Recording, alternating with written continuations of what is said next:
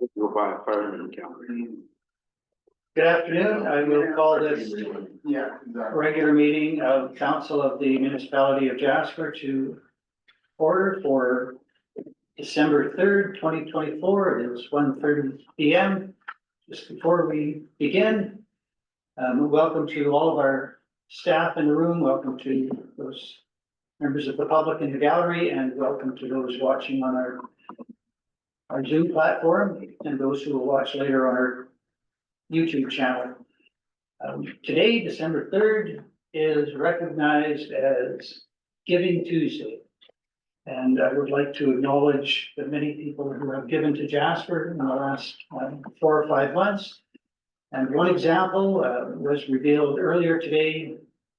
Deputy Mayor Keller-Renty, Councillor Melnick, and I have just returned from the Rotary's seniors lunch at Jasper Park Lodge, where the Rotary District Governor presented a check to the local food bank in the sum of $33,250, a significant display of giving on this Giving Tuesday, which will help our local food bank address the needs of so many people in our community as a result of the calamity that befell us all back in July. So just a recognition, if you have an opportunity today or any day to give the benefit of others, there are certainly lots of vulnerable people out there who will benefit from that. Councillors, you have today's proposed agenda before you. Are there any additions, deletions, or other changes to be made to the agenda? Councillor Wilson. Today, and I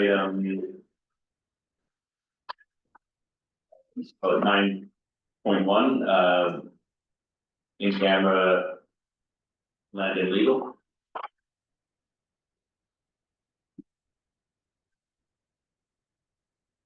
Thank you for that. Councillor Wilson, any other suggested alterations? Councillor Demoda? I was going to do the same. I'm not sure if our topics are going to be the same ones, however, because we are covering land and legal, I would put myself, my concerns under my point as well. All right, thank you. Any other suggested changes to today's agenda? If not, I will accept that we have a motion before us from Councillor Wilson to amend today's agenda to include item 9.1, an in-camera session falling under land and legal for the necessary reference to the Freedom of Information Protection and Privacy legislation. I'll call the question. All those in favor? There are none opposed. That is carried. And may I have a motion then to approve the agenda for today's meeting as amended? Deputy Mayor Keller-Renty, thank you. All those in favor? There are none opposed. That is carried. We have 2 sets of minutes for approval today, beginning with the minutes of the regular meeting of November 19th, 2024. Are there any errors, omissions, or corrections required to be made to those minutes?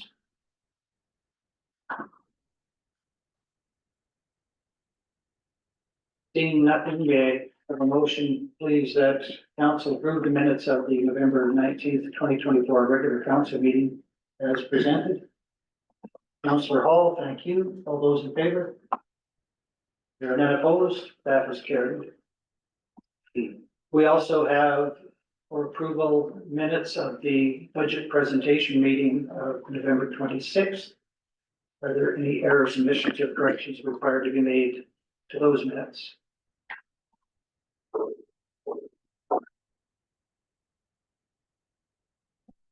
Not, may I have a motion, please, that council approve the minutes of the November 26, 2024 budget presentation meeting as presented?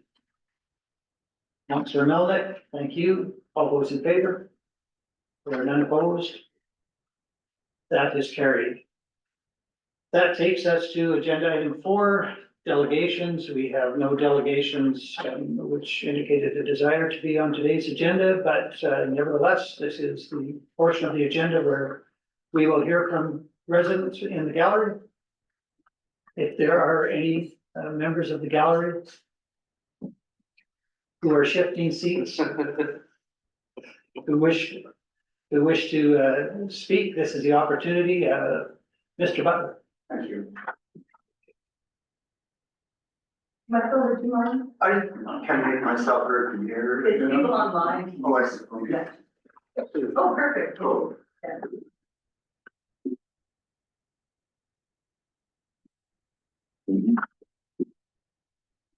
Thank you very much, Your Worship and Council. I am here to speak today about, of course, the budget, the decision RFT for which is before you today. I will attempt to be brief and keep this within the 3 minutes allotted. The Jasper Chamber of Commerce has about 150 member businesses. Membership is growing as the chamber works to increase our strength and reach as an advocacy organization. Representation and advocacy is the primary mandate of the chamber, though I'd like to note that outreach and member support is increasingly important in the aftermath of the wildfires. We're working closely on an ongoing basis with various agencies involved in recovery, including agencies and groups connected with the JRCC through representations on boards and committees. We are and we will remain an engaged contributing partner. Chamber is governed by a board, members of which are elected annually by the general membership. As executive director, part of my mandate is to speak on behalf of the board and its membership, and that's why I'm here today. I want to briefly reference previous representations I've made here, wherein I encouraged council and the organization to consider important economic factors and to give great weight to conversations around economic recovery in the community. And I also asked council to involve the Chamber of Commerce in those conversations. And I would like to thank you for your attention to those requests, as the chamber is now, as I mentioned, deeply engaged on an ongoing basis and do our best to be a valuable partner in those conversations. I'm seeing no end of creativity and resilience on the part of many businesses as they move forward through recovery with enthusiasm, and a successful economic recovery will be a long process, many aspects and many phases. So I appreciate their optimism and their enthusiasm as we work together through this. Businesses are optimistic, but they're fearful, not least about the tax burden this community will face over the next few years. It's been spoken of many times, but can't really be overstated, particularly with the asymmetrical tax split in place. The interrelated effects of decline in assessment with the inability of businesses to pay presents a looming and troublesome dilemma. I know we're aware of this.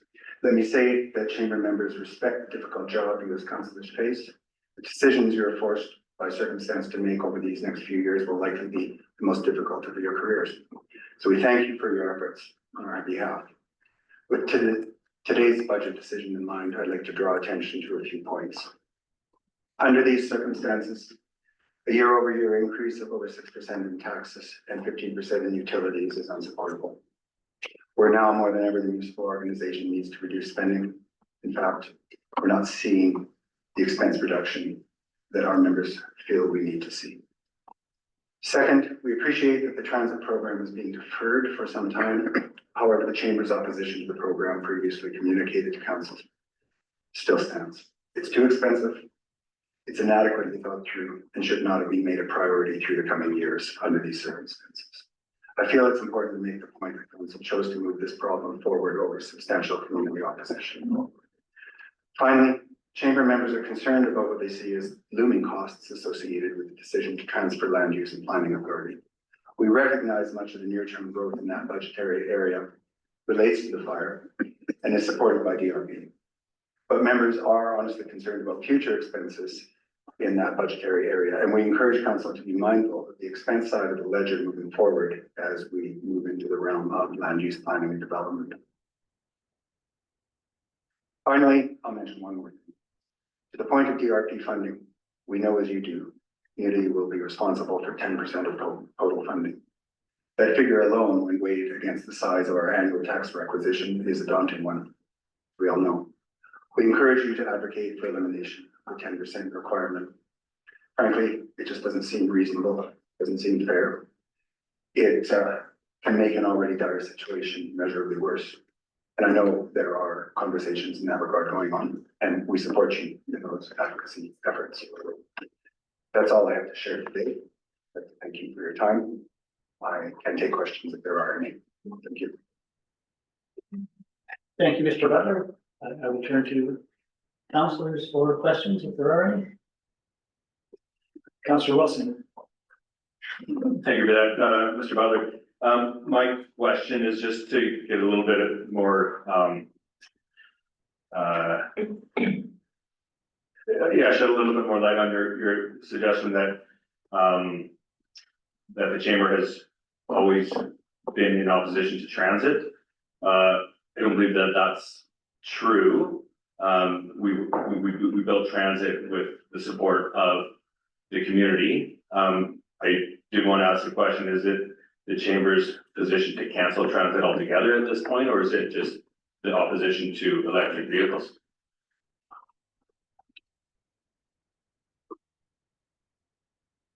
I'll tackle the first part of the question first. My understanding is, and as you all know, I'm new in this position, but I have researched previous conversations around transit. That chamber has been oppositional to the program as it was advanced since, I suppose I would say that was about a year and a half ago. I would not say that chamber has been from the beginning in opposition to the idea of transit, but I think it is clear that the chamber was very concerned about what it felt was going to be high costs, even though some of those costs are covered by grant funding. Our concern is that the cost over the long term is going to outweigh the benefits of the community. Some of those costs are associated with the choice for electric vehicles, some of them obviously for the building. And we feel that the operating budget has not been adequately fleshed out, so that we're concerned about ongoing expense, particularly when I don't think it has been adequately demonstrated that we can expect to see the ridership to produce the income to support the service. And then obviously, particularly in these coming next few years, it's hard to see how it really becomes a priority related to other budgetary issues and difficulties that we face. I hope that answers your question. No, it does. It speaks to quite a bit of it. And I don't want to put you on the spot, but the chamber would support canceling the program altogether. I haven't brought that specific question to my membership. I could. I feel chamber membership would support that if it was under discussion. I've been hesitant to wade in too deeply on a question that I think, where I think the decisions have been made. As I said in my presentation, I feel it's important to mention that, but I'm not very interested in conversations where sort of spilled milk conversations, decisions have already been made. Well, it is what it is. But under these circumstances, I felt it important to mention. If there is such a conversation, we'd be interested in engaging in it, and I would be prepared to canvass membership for their opinions on that. Thank you for that. Councillor Melnick. Thank you, Your Worship, and through you to Mr. Butler, thank you for presenting today. And you had mentioned a particular point of our recovery process, specifically the $7.3 million that the community will have to repay the government.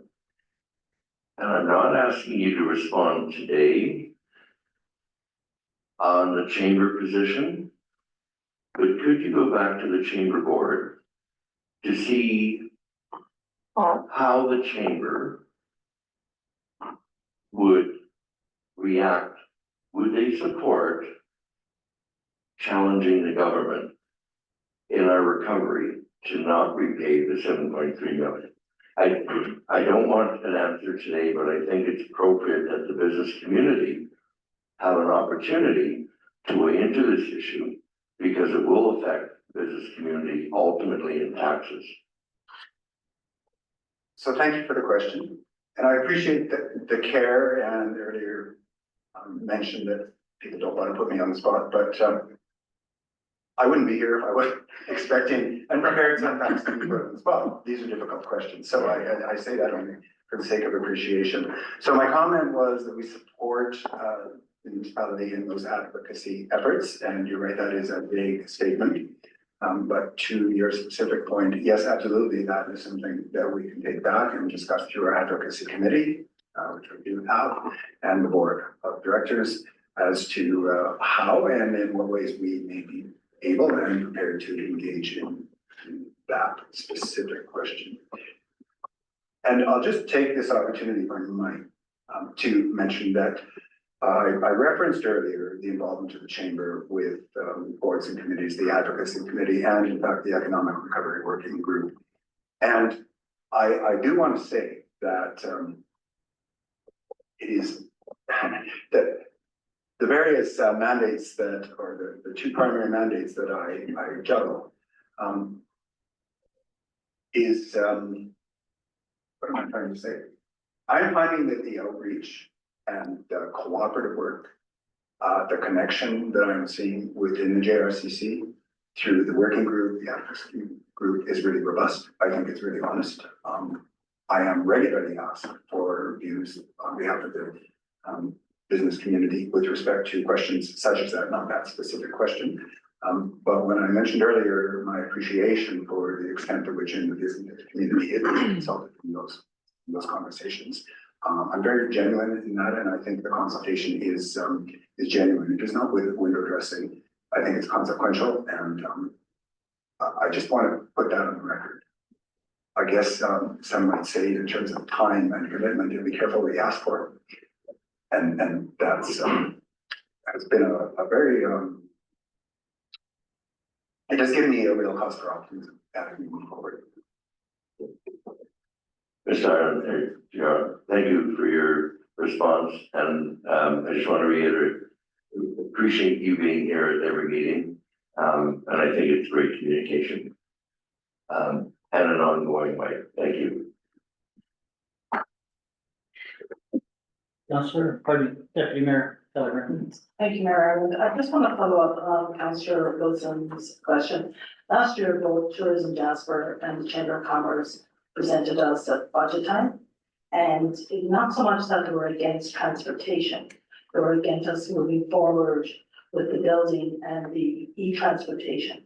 Because they felt that there wasn't a maintenance budget or what the proper costs for that operation. And if we moved forward, it was then forming another department. And they felt at that time that we just didn't have the finances to do that. I went back through my notes last night, and that was one of the things that was there about transportation. And to this day, we haven't ever given an actual breakdown of what monthly cost or yearly cost would be to maintain that type of infrastructure in buses.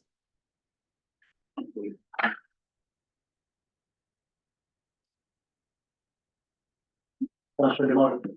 Yeah, thank you very much, and thank you very much, Mr. Butler, for coming forward and presenting today. I think just to make a comment overall, just because before the weekend I heard some audio clips of our provincial legislature, and there was a reference to Jasper being happy. I don't know too many happy people right now, regardless of what's being promised. We don't see a lot of things happening in front of us, and people are frustrated. So when it comes down to the 10% ERP that the municipality has to make up, we will be looking for some champions if there's any kind of opposition towards this, wanting some relief in that area. I think our community as a whole, over a decade plus of time, have been doing a lot of work around the community and fire smarting and trying to prevent an overall disaster. And I think, you know, the part of our community that was saved can pay a little tribute to all that hard work. Unfortunately, a lot of people are in a tougher predicament right now. And, you know, unlike those other areas that were constantly facing flood disasters and not doing anything about their infrastructure. That's why that 10% is in there, and I don't think that people that are doing the hard work should be penalized for those that didn't in the past. So those are my comments, and thank you very much. Thank you, Councillor Boyd. Councillor Wilson? Mr. Rudnall, I do want to align with you in the fact that, you know, nobody likes to see increases year after year, and 6% is, you know, in this scenario is pretty hard to swallow. But I would want to lean on the chamber and ask, like, what programs do you feel the municipality and the residents can do without and can this year? It's easy to come to us and say, you know, it's 6% is too much, you know, yeah, we know. But in particular, that's why I picked it up on the transit, just ask, would the chamber support canceling that? I'm not sure all of the chamber members would, because I'm a member of the chamber as well. So there might be the kind of recommendation of the chamber board, but what other programs does the chamber feel should be looked at and removed this year to scale back the budget? You know, it's hard to say, it's hard to sit here and say, you know, I agree with you, like we just need some support, like where would the residents feel it's okay to cut back right now?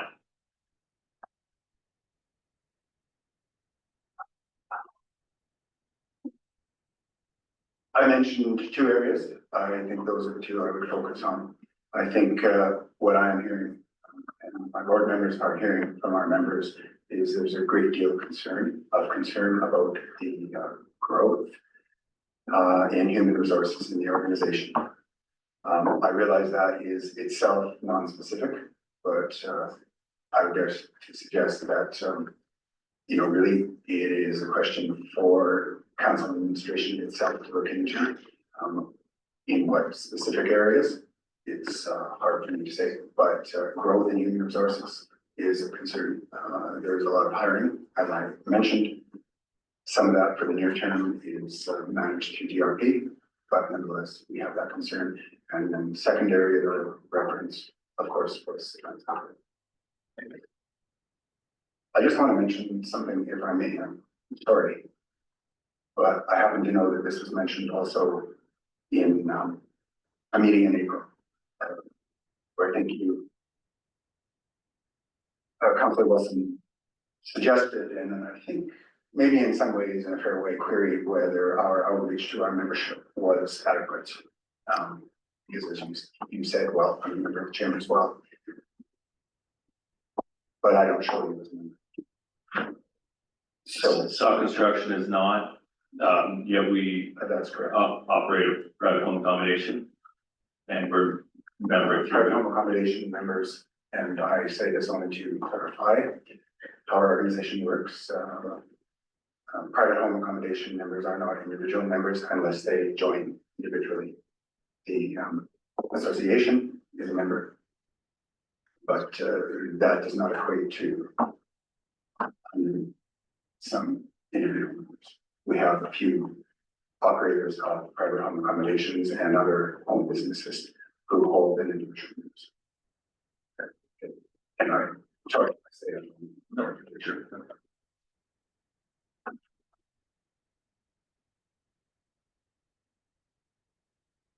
See no further hands indicating questions. Mr. Butler, I want to thank you for your presentation today, and if I felt the need, I would not hesitate to put you on the spot, but that was not my goal at all today. You indicated at the opening of your remarks that the focus of the Jasper Chamber of Commerce is in fact advocacy, and I respect that. It seems to be that municipal council need not be your only focus of advocacy. You indicated that you support our advocacy efforts to the provincial government with respect to the elimination of that 10% of the DRP. And I would invite you a step beyond Councillor Melnick to in fact join us in those advocacy efforts. It is always helpful to have allies, and in this particular case, every voice from Jasper advocating to the provincial government for the elimination of that 10% will be beneficial, because you are absolutely right. Our community cannot contemplate that extra 10%, and we're at $73.5 million now, but we're not yet done. So we don't know what that 10% might be. If you do support our advocacy efforts, I would ask that the chamber consider adding to the weight of our voice and advocating separately to the provincial government for the elimination, because it is untenable for every taxpayer in this community. So I thank you for that, and I appreciate your indication that you do support our advocacy efforts in that respect. So again, thank you for your attendance. Not put you on the spot. I will let you have the last word if you wish. I did not ask. Well, no, you didn't, but I wondered if I could nonetheless ask a question that was implied. As you said, the municipality is not the only body to whom we advocate. I will take that to be a question. Is it the only? And no, it's not. We are actively advocating where we can find channels to do so at both senior levels of government. And I don't deny that it's a challenge, and some of these are channels that we are needing to open where they were not open before, but we are absolutely active there. And I will take to my board the question of adding the topic of conversation to 10%. I have no doubt that the organization would see fit to join with that, or I wouldn't have mentioned it in my remarks. So thanks for the not exactly question. Thank you again. Thank you for your presentation. It was good to see you here. There are other members of the gallery. This is your opportunity to speak for 3 minutes to council about a matter on the agenda if you wish.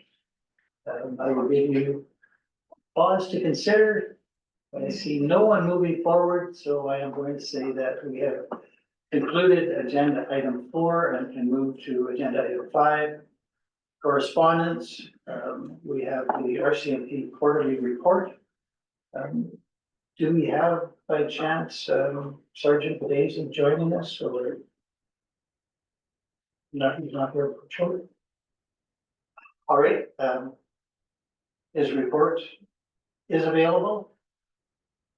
Are there any questions arising from that report which councillors would like to be noted and taken back to Sergeant Daisy? And if not questions, then comments with respect to the report? Yeah.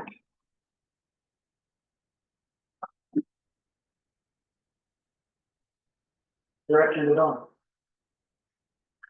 Thank you, Mayor Ireland. I just wanted to point out that Sergeant Daisy provides these reports quarterly, and as you can appreciate, is a busy man leading our local detachment, so he's not in attendance, but he's always welcome to do so. And if council had questions or wished to have him at council, we could arrange for that, and depending on operations, obviously have him attend. And just based on the report, my own comment as Director of Protective Services, there's an emphasis on the community response and the wildfire that we dealt with this summer, and the interagency collaboration that we saw with the RCMP. And simply for me, the highlight is to echo that we worked really well with them, and that our established relationships in the community ahead of time really allowed us to head into that incident and have an understanding of what would happen, whose roles and responsibilities. And I very much echo the successes that are presented in the letter. Thank you, Director Ledon. Are there any questions or comments from councillors to relate back to Sergeant Daisy, or any need to have Sergeant Daisy appear before council at any time? Councillor Melvin. Thank you, Your Worship. I do want to take this opportunity, since I think it's the first time the RCMP has reported quarterly results, and of course the last quarter was a very different quarter. the support we received from K Division and RCMP from around the province, was critical in our recovery. And, there is, mentions of that in Sergeant Bedazy's report.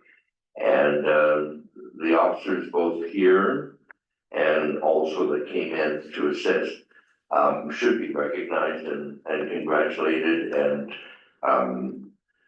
truly doing an amazing job, in the time that we were closed to the public and in the time where the town reopened, by providing additional protective services. And I just want to take the opportunity at this point to acknowledge that. Thank you for that.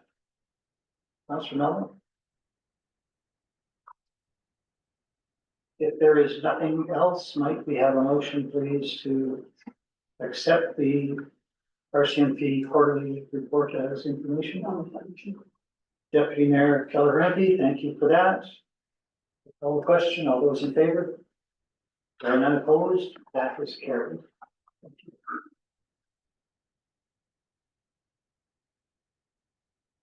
That takes us to agenda item 6, new business, and we begin with the Jasper Recovery Coordination Center progress updates. Director Fark. Thank you, Mayor Island, members of the council. So as usual, we've included for you our weekly report. Just for your information, after this week, you will start to receive this report every second week. So at each council meeting and not for committee of the whole, just as we adjust our cadence to also manage our workload and workflows within the JRCC. I won't again bore you by going through and rereading what you have in front of you. There are a couple of additional pieces of information that I will provide. The permitting for LS Dawn is now up to 205 residences signed on, which is a substantial number, and we are seeing good progress overall happen on the side of the demolition. There are, additional resources being added by Parks Canada to help with the permitting process, to help expedite that. So on all things debris removal are moving forward. We plan to bring for you possibly at the next council meeting a report that will set out the timeline for when we expect the debris removal program to be complete. As we are doing essentially an assessment to determine based on current progress, what is our expected timeline. And the good news is that we are on track to have a early spring completion to allow for the start of spring reconstruction. But we'll bring a more fulsome report for you on that next week or the next meeting. And other things I'd like to highlight. So the site servicing for the 4 in-town sites for interim housing, that work will complete this week. And so the grading, compacting, vision of utilities, to the extent that it is possible for us to do so, in absence of knowing what will actually be placed on the land, is complete. So once we actually have further clarity with the government of Alberta on what will be procured and what will be placed where, then we will have to do some additional servicing and connection work with those structures. But by the end of this week, the work that it is possible for us to do in absence of that information, that will be completed. Other noteworthy events that are currently occurring, we are working with other partners, including the Jasper Food Alliance and our friends at COS, to assist the food bank in establishing a new location in Jasper. And we're making good progress there, also with some of the other partners, including the Red Cross, to try to find a solution as their current location, their opportunity to remain there will expire at the end of this year. We also want to make council aware and the public aware, as at the earliest opportunity, there will be more communication coming out on this shortly. We are planning a series of community engagements and open houses. So there will be 2 in December and 2 in January. So on December 11th, we will host a virtual open house where we essentially plan to be a Meet the JRCC. We will provide updates from all of the different working groups and specific areas that are working on the recovery. And then we will allow members of the community to ask questions and engage directly. And then in follow-up to that, on December 14th, we will do a in-person old school town hall style engagement. It will be hosted at the multipurpose hall from 1 p.m. to 5 p.m. on Saturday, December 14th. And similar style, we will have all of the JRCC working groups, as well as some other areas, represented. The Insurance Bureau of Canada will be present, Red Cross will be present, other partners will be present as well. All those who are working, jointly on the recovery. So there will be an opportunity again for community members to come, to ask questions, to engage, and to hear information, directly. It's just so that we wanted to make sure that people have the opportunity prior to the holidays to get some critical questions asked and hopefully some stress alleviated. But it won't be the only opportunity. Again, we will repeat the exact same, system, early in the new year. The proposed dates are January 23rd and January 25th, where there will be both an online and then again an in-person opportunity, for the public to engage. So just want to make council aware of that. And you can expect that there will be a communications push on that in the coming days as we look to inform the public of those opportunities. And then finally, a bit of less positive information. We have been attempting to recruit a small business liaison position to work within the JRCC. Unfortunately, we were not successful. We had a round of interviews, but we did not manage to successfully come to terms with a candidate. So we will be coming back to council, as it was a direct council motion to recruit that position. We'll be coming back to you in the coming weeks with a proposal in terms of how to move forward on that. Those are my updates for now. I am happy to answer any questions on either the report or what I have just indicated. Thank you, Director Clark. Questions from councilors? Councillor Hall. Thank you very much, Mayor Ireland, and thank you, Director Park, for your report, and happy to hear there's maybe a few more engagement sessions for residents, because this is a pretty confusing, daunting process. I took advantage this morning of the drop-in hours at the Parks Administration Building, and I would recommend any resident go. It's one-on-one time with the development officer, and it was very helpful and informative.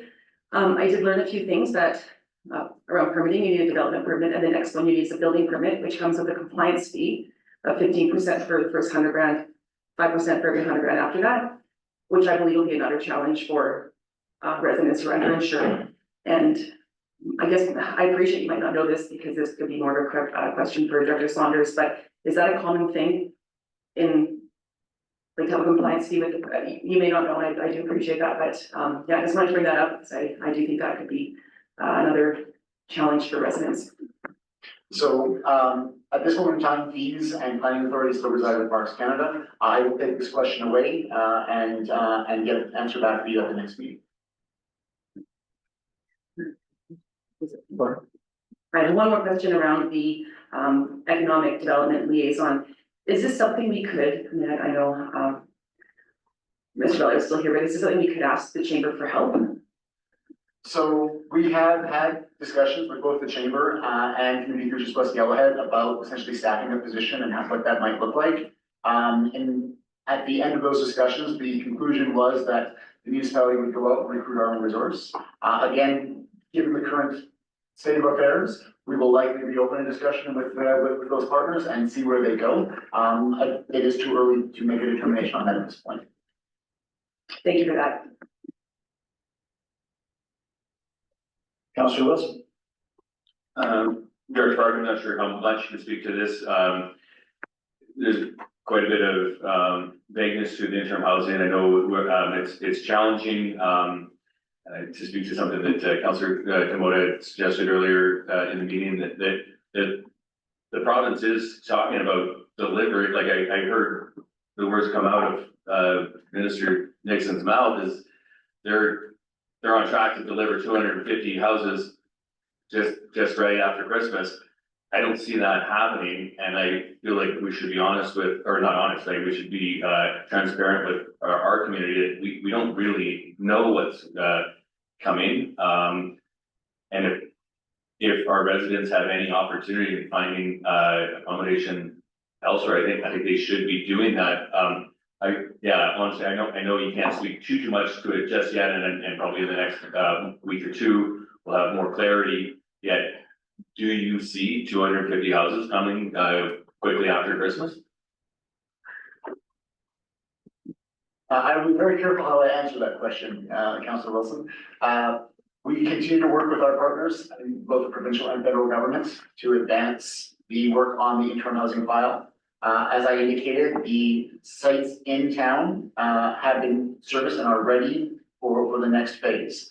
I will add, there is some unfortunate news there in that the wood lot across the highway, site 2B, which had formerly been identified as interim housing, is now been determined through the impact assessment process not to be viable and available to us. So we are working again with Parks Canada to identify other sites. We are still in a complex negotiation and discussion with the government of Alberta over what the built form will look like and the timeline for deployment. The minister had spoken to an initial phase of 80 to 100 units, which he anticipated in January. And then at some future point, the remaining, but with the initial announcement, I realized that there have been more recent statements than that. At this moment in time, I still see a pathway to 80 to 100 units being delivered sometime relatively early in the new year. But it is a challenging pathway for sure. And the longer we go without certainty, the narrower that pathway becomes. So what I can advise is that we are meeting again with our partners at both the province and the federal government again later this week to try to reach a final resolution and to see if we can't determine what that pathway does look like. So I hope to be able to return to council imminently with more information. Thank you for that, and yeah, and as soon as you can update us and the public, the better. I really appreciate it. Thank you. Understood. Thank you for that. Councillor Demoto. I'm going to try to move forward with some diplomacy because there is some frustration in the community, and I've met with a few people, and I think that people are excited because they see those vacant lots cleaned up and serviced and ready to go. So I'm going to make some comments, and I'm not going to try to corner you in any way because I know how hard the GRCC has been working with everybody.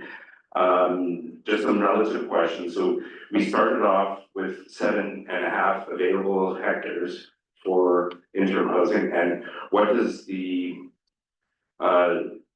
removal of 2B at this point in time bring us back to? So with the loss of 2B, we lose 3.5 hectares of land, that leaves a little over 4 hectares on the available sites within town for interim housing. Okay. So from what I understand, our initial proposal for our needs, with our needs assessment, if we look at medium to high density dwelling units, we can get somewhere between 40 and 60 units per hectare, correct? Is that? So the original target was looking at what we consider medium density, which was at the high end would be 40 units per hectare. If we're able to achieve higher density, then that number goes up. You could achieve up to 80 units per hectare. Okay. So right now, I believe from what I understand, when I asked more questions on what the province was proposing from what I last heard, was they wanted to provide the community with around 240 single detached 1-bedroom units. So what the province proposed with the announcement from Minister Nixon was 250 single detached dwellings of multiple unit configuration, 1, 2, and 3 bedroom, the exact split to which was to be determined. Okay. So from what I understand then, if we were going to maximize all our area with those types of houses, if we had 7.5 hectares to start with, that would only give us room for about 100 units, correct? So it would have been slightly more than that if we had used all the land at single detached. With the land that we have available to us now within the town, single detached on subdividable lots, we would not be able to achieve those numbers.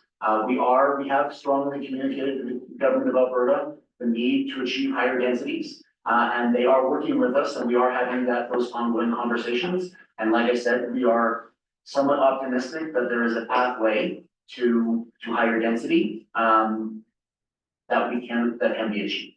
Okay, that's good. I appreciate that. And I just wanted to have, a conversation as transparent as we can be. I don't want to throw a wrench into any, progress that we've been making and risk any relationships that we have at higher levels. But you know, the people in the community have to know, some of the challenges we're facing. You know, I'm not really in favor of seeing, 11 single detached units on 1 hectare plan when we can potentially get 50 on there, you know, if we're using rough numbers. So I just, if we have people that are helping us advocate at higher levels, I want to know that there's a genuine concern from people in the community, and I'm hoping that the province is listening to people in the community and, the people that are making decisions here and our fellow councillors. Because I think that's important to get a really good vibe of what's going on the ground here and not maybe receiving prescriptive solutions. Thank you. Thank you. Other questions for Director Burke? I then have 3. Firstly, thank you very much for the information that there will be a virtual open house on December 11th and an in-person open house on December the 14th. Very much appreciated, and I'm sure they will each be well attended. I was also happy to hear that IBC will be embedded in that. On that point, I wonder whether the JRCC has given thought to engaging or onboarding an insurance navigator. From what I hear from residents, that one of the most challenging aspects of the potential rebuild is individuals dealing with their own insurance companies. And it's in part, of course, the nature of the beast is that people have to approach this at a time of total stress.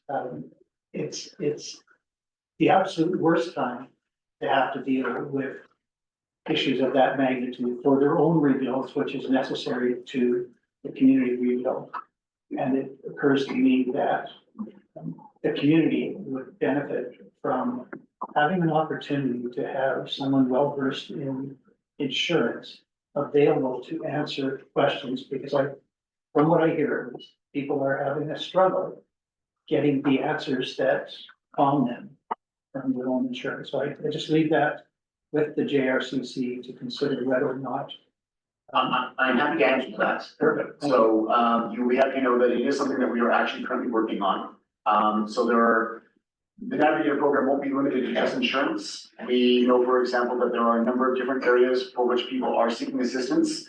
And although there are many opportunities and services available, it's not always that easy to navigate or to understand and identify which is the most appropriate for you. So we are looking at a general navigator program that would also, for example, encompass some of the social services, some of the economic services, and some of the, as you said, the rebuild and insurance services. So essentially resources that people can access that will help them to easier identify what their pathway forward is. Also specifically on the topic of insurance, also in discussion with IBC, they have made us aware that there is a dispute resolution mechanism for individuals with their insurance companies. That is also a not-for-profit organization that people can avail themselves to. So if they are having a challenge with their insurance company, they can avail themselves of that program. And that information is also available through the IBC website. And that is part of the information that we'll be looking to make available to the public. Thank you for that. The second question I have is related to the interim housing, which we don't quite know enough yet, but it's coming. But the question from many residents is, am I on the list? How do I get on the list? How do I know whether I'm on the list? Again, I think I've asked that question before, but is there an easy spot to direct the residents to confirm whether or not they are eligible and how they might make themselves so? So we are working still with our partners of the Government of Alberta on a prioritization matrix for placing residents in interim housing. That has not yet been finalized. So once that is finalized, we will be able to share those details and communicate. We also, of course, have the housing application program our platform that people were able to access, and that is still available on the website. Although for some reason it did come down at one point, but my understanding is that it's back up as our most recent verification of that. And we know that the demand will exceed what we're going to be able to supply with the interim housing program.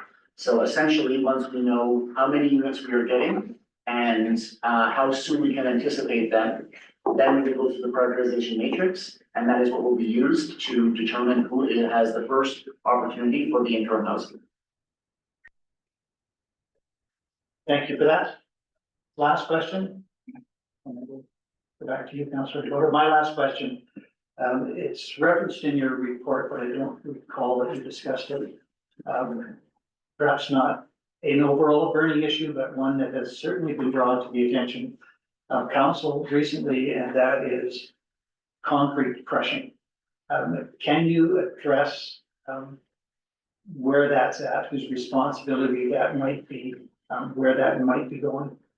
I certainly can. So we had a further meeting today. We have a vendor who has come forward and has offered concrete crushing services if a appropriate site can be found for them. So it has been an ongoing discussion for some time, and the position of the MOJ and Parks Canada, essentially the GRCC, was that any initiative needs to be industry-led.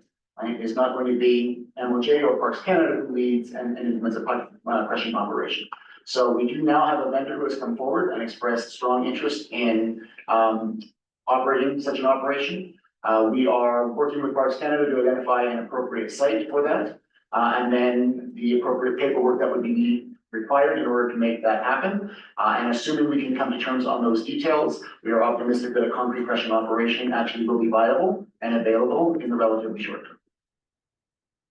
Thank you, very much appreciated. Councillor DeVoto.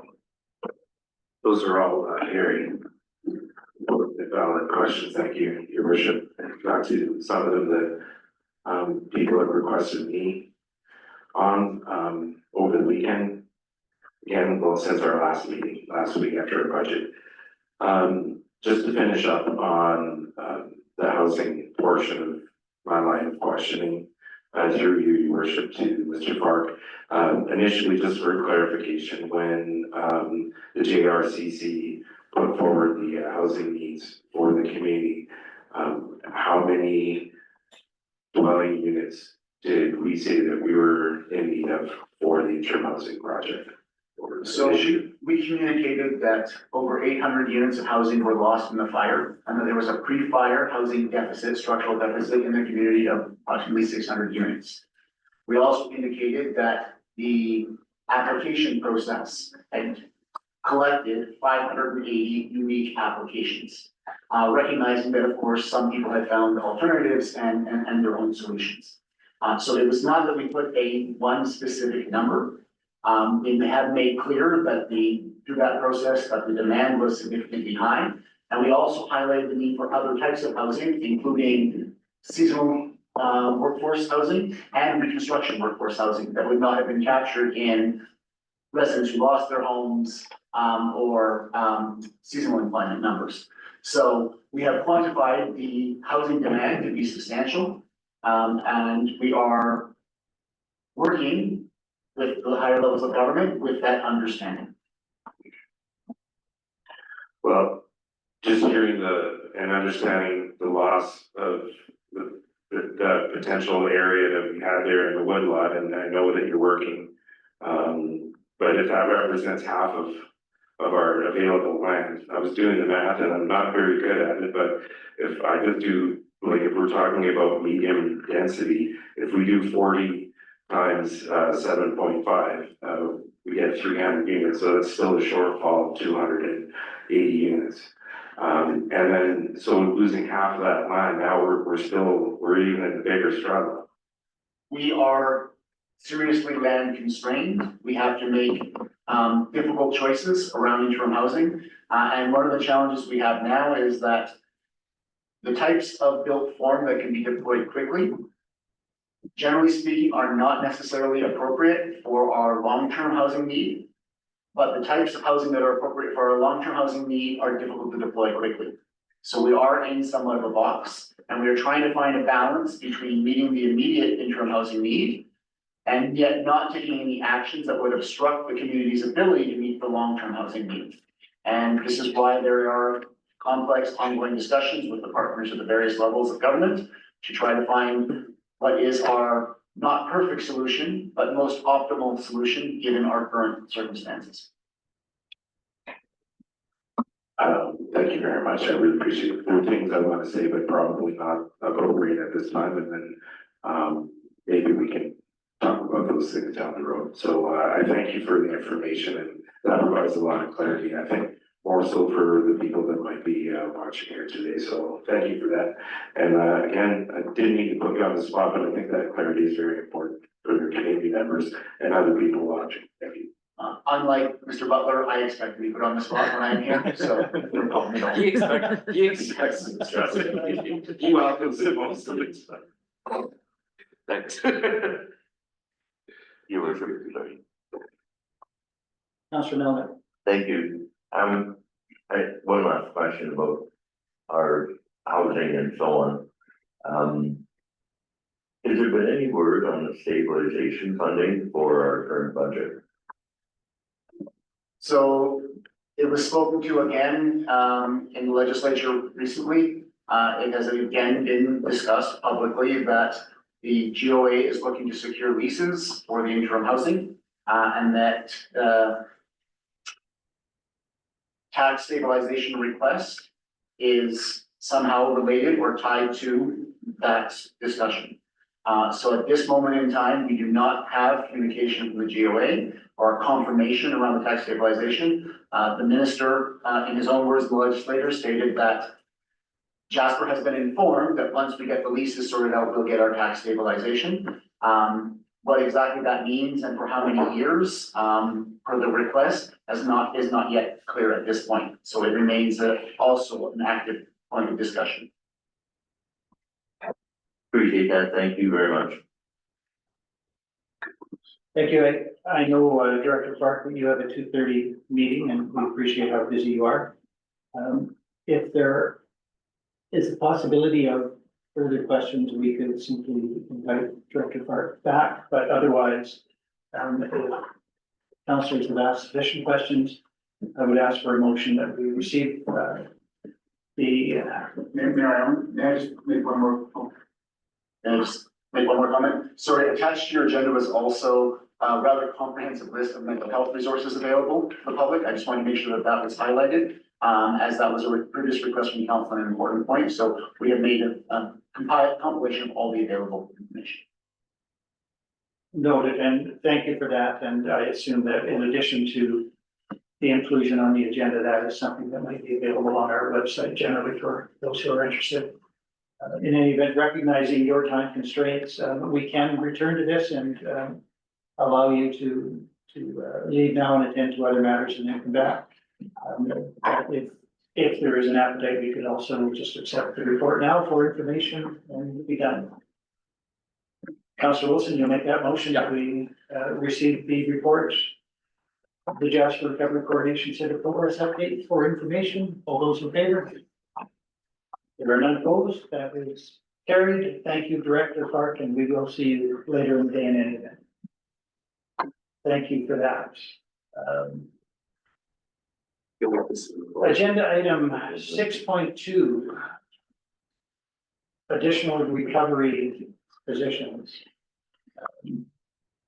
Attachment. Acting Director Nadon, is that yours or is that Director Reed? The guy at the purple desk will. Yours, I'll certainly speak to this if I may. You may. Indeed, in front of you, you do see a request for additional recovery positions. And the recommendation is that council approve the establishment of the following additional positions to support the ongoing increased social recovery efforts. That's 3 additional full-time recovery outreach worker positions on a 1-year term and 1 additional full-time recovery childcare worker position on a 1-year term. Of course, council can approve the establishment of a smaller number or no positions at your discretion, of course. I won't go deep into the background. Of course, we all know that on July 24th, a fire did strike our community. And we all know the details about the disaster recovery program, conditional grant from the government of Alberta. Director Fark has indeed verified that these positions would be eligible for the DRP. And the discussion is that the municipality and Jasper National Park are in the recovery phase of the fire event. We, again, also, not to overly summarize too quickly, but recovery is a long process that involves many different factors, including building future resiliency and promoting social and economic recovery. At our initial request for JRCC positions approved by council on September 3rd, and then additional recovery positions were requested and approved on September 24th. As the full extent of the impact on the community has become more clear and the understanding of the scope of work required to facilitate recovery has evolved, the need for further additional social recovery positions has been identified. In community outreach services, since the reopening of after the fire on September 9th, COS has seen a massive increase in the number of new clients, as well as the number of existing clients reaching out for support. So again, pre-wildfire, COS would see roughly 125 clients in total, and roughly 8 of those would be new clients. So roughly 30 clients a week with 2 new clients. And so in our pre-fire staffing, we had 5 outreach workers supplemented by 2 settlement outreach workers that directly worked with newcomers. And so as you were made aware on September 24th, we thought the initial surge of clients would level out at about 20 to 25% increase in service levels. And so we asked for 2 additional outreach workers at that time. We have not seen the numbers drop to that level. In fact, for October's report, we saw a total of almost 200 unique clients with 112 new clients just in October. And the total visits, including repeat visits for some clients, was over 800. And so with 8 outreach workers, that would put them at 100 visits a month. And each visit is, on the order of an hour, sort of as an average. And so they are spending 25 hours a week on average with clients, which does not leave room for much programming, and also continues the long load and the heavy load that they are carrying. And so that is why you see this request in front of you in this particular outreach case.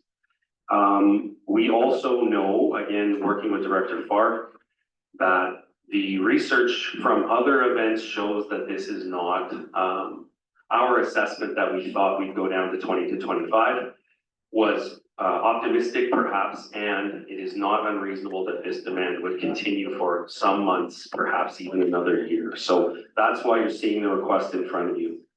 We also see that our team right now, again, carrying 25 client meetings a week is burdensome. And so we are seeing some time taken off, requests for time taken off, and reasonable signs that our team needs support.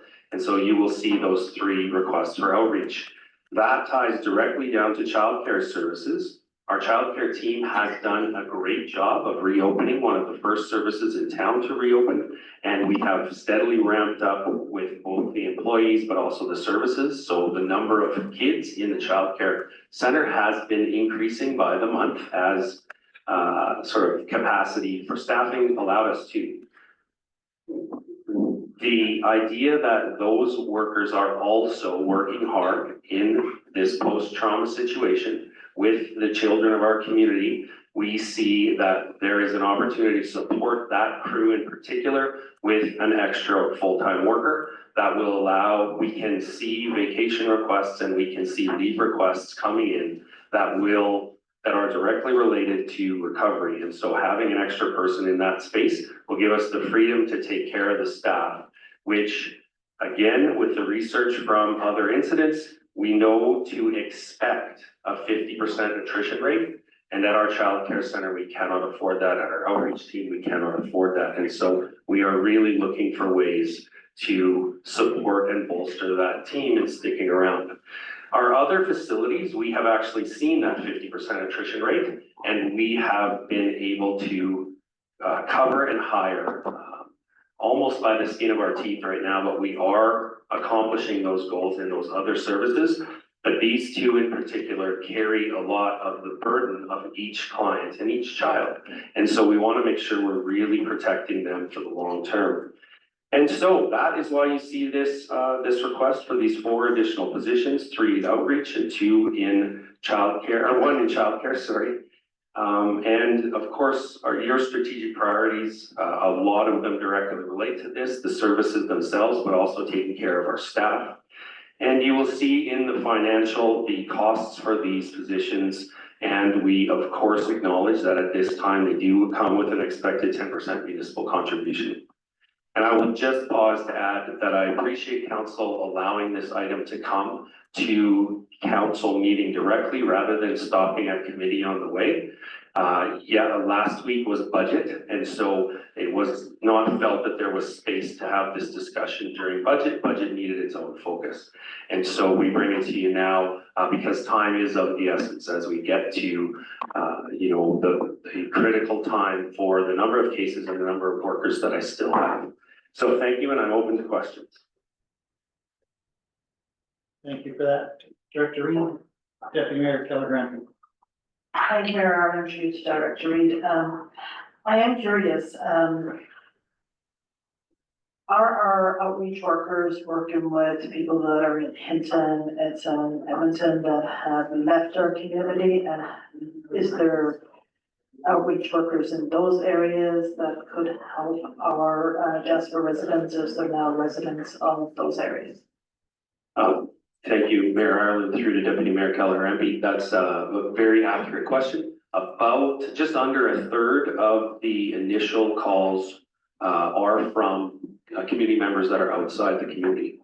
And we have seen that steadily from the beginning. So yes, we are still interacting with community members that are in other communities. And it is important to recognize that yes, those other communities also have supports, and also that the community members that have resided in Jasper for sometimes their whole lives are not adept at navigating a big city system. So as an example, when you phone costs and you have problem X, you are on our wait list, which currently sits at 50 people. So we do have 50 people on a callback, which is unheard of for our services. But we're not able to navigate them instantly as in the past. We would have been able to see them pretty much as they come in. Anyway, so that wait list of 50 will get to you pretty soon. Wait list of 2,000 or 20,000 in the big city is a different situation. And so we are still finding that our residents who are evacuated are reaching out to us regardless of what services they have in the other centers. And I also want to say the other centers are stepping up, absolutely. Whether it's Red Deer, Edmonton, Calgary, or even some smaller places, as Valemount did from day one. We are seeing that those places are accepting our evacuees and really doing a lot of great work to take them under the wing and try to help them adapt to, say, the larger center challenges. It is also true that those residents recognize their outreach worker that they've worked with in some cases for years. And so the idea that we would say you're in the big city now, you take big city services and quit phoning us is not going to happen. These are our community members and we're going to keep them as long as we have to. Thank you for that. One more question. So the worker for the childcare center, that would be to cover leave, or would we see more space for children at daycare? And if it's in order to cover leaves, what would we do normally if somebody wanted holidays? Thank you again, Mayor Ireland, through the Deputy Mayor Keller MP. The biggest thing that we are looking at is the number of sick call-ins. And so this is not a direct result of trying to increase numbers. This is a direct result of maintaining the post-recovery or post-incident numbers that we just want to be able to keep open. And so having a full-time supported position that's directly related to the new recovery needs, you know, the number of sick calls, the number of even, you know, short-term disability, sure, but also more ability to say, yes, go ahead, take that vacation, go have Mother's Day with your mother and your grandmother that you haven't seen in a while. These are important things for our staff to be able to do. And if we have that position, we will be able to say, yep, you're approved. In our in our pre-fire operations, not everybody's vacations are always approved because the center needs to stay open. It's still gonna be the same. We won't be able to approve every vacation, but this asset will allow us to have one more tool. Right now, we are seeing the manager on the floor almost every day. And so now that manager is not managing their childcare, which is beautiful. And I certainly appreciate it. And I encourage it on the time-to-time basis, so we stay in touch with our services. But for a manager to be on the floor every day, if the manager of the fitness and aquatic center was lifeguarding every day, if those kind of things are happening, if the manager of the activity center had to run the Zamboni, these are things we cannot sustainably keep our operation going. And so that's what this asset is meant to protect against. And just on that, so these are 1-year term positions. So what do you see will be different 12 months from now? Mayor Ireland through to Deputy Mayor Kelleher, did you read my mind before you started your questioning? It is a possibility that we will still be in the same place, say 11 months from now. And 11 months from now, then I would appear before you to say, the need has not changed. We are still seeing 800 clients a month. We would like to extend these positions for another year. The research that we have, the best we can estimate is that this is a good move. It is not clear that it's the only move we'll have to take. But right now, we believe this is a good move. Thank you.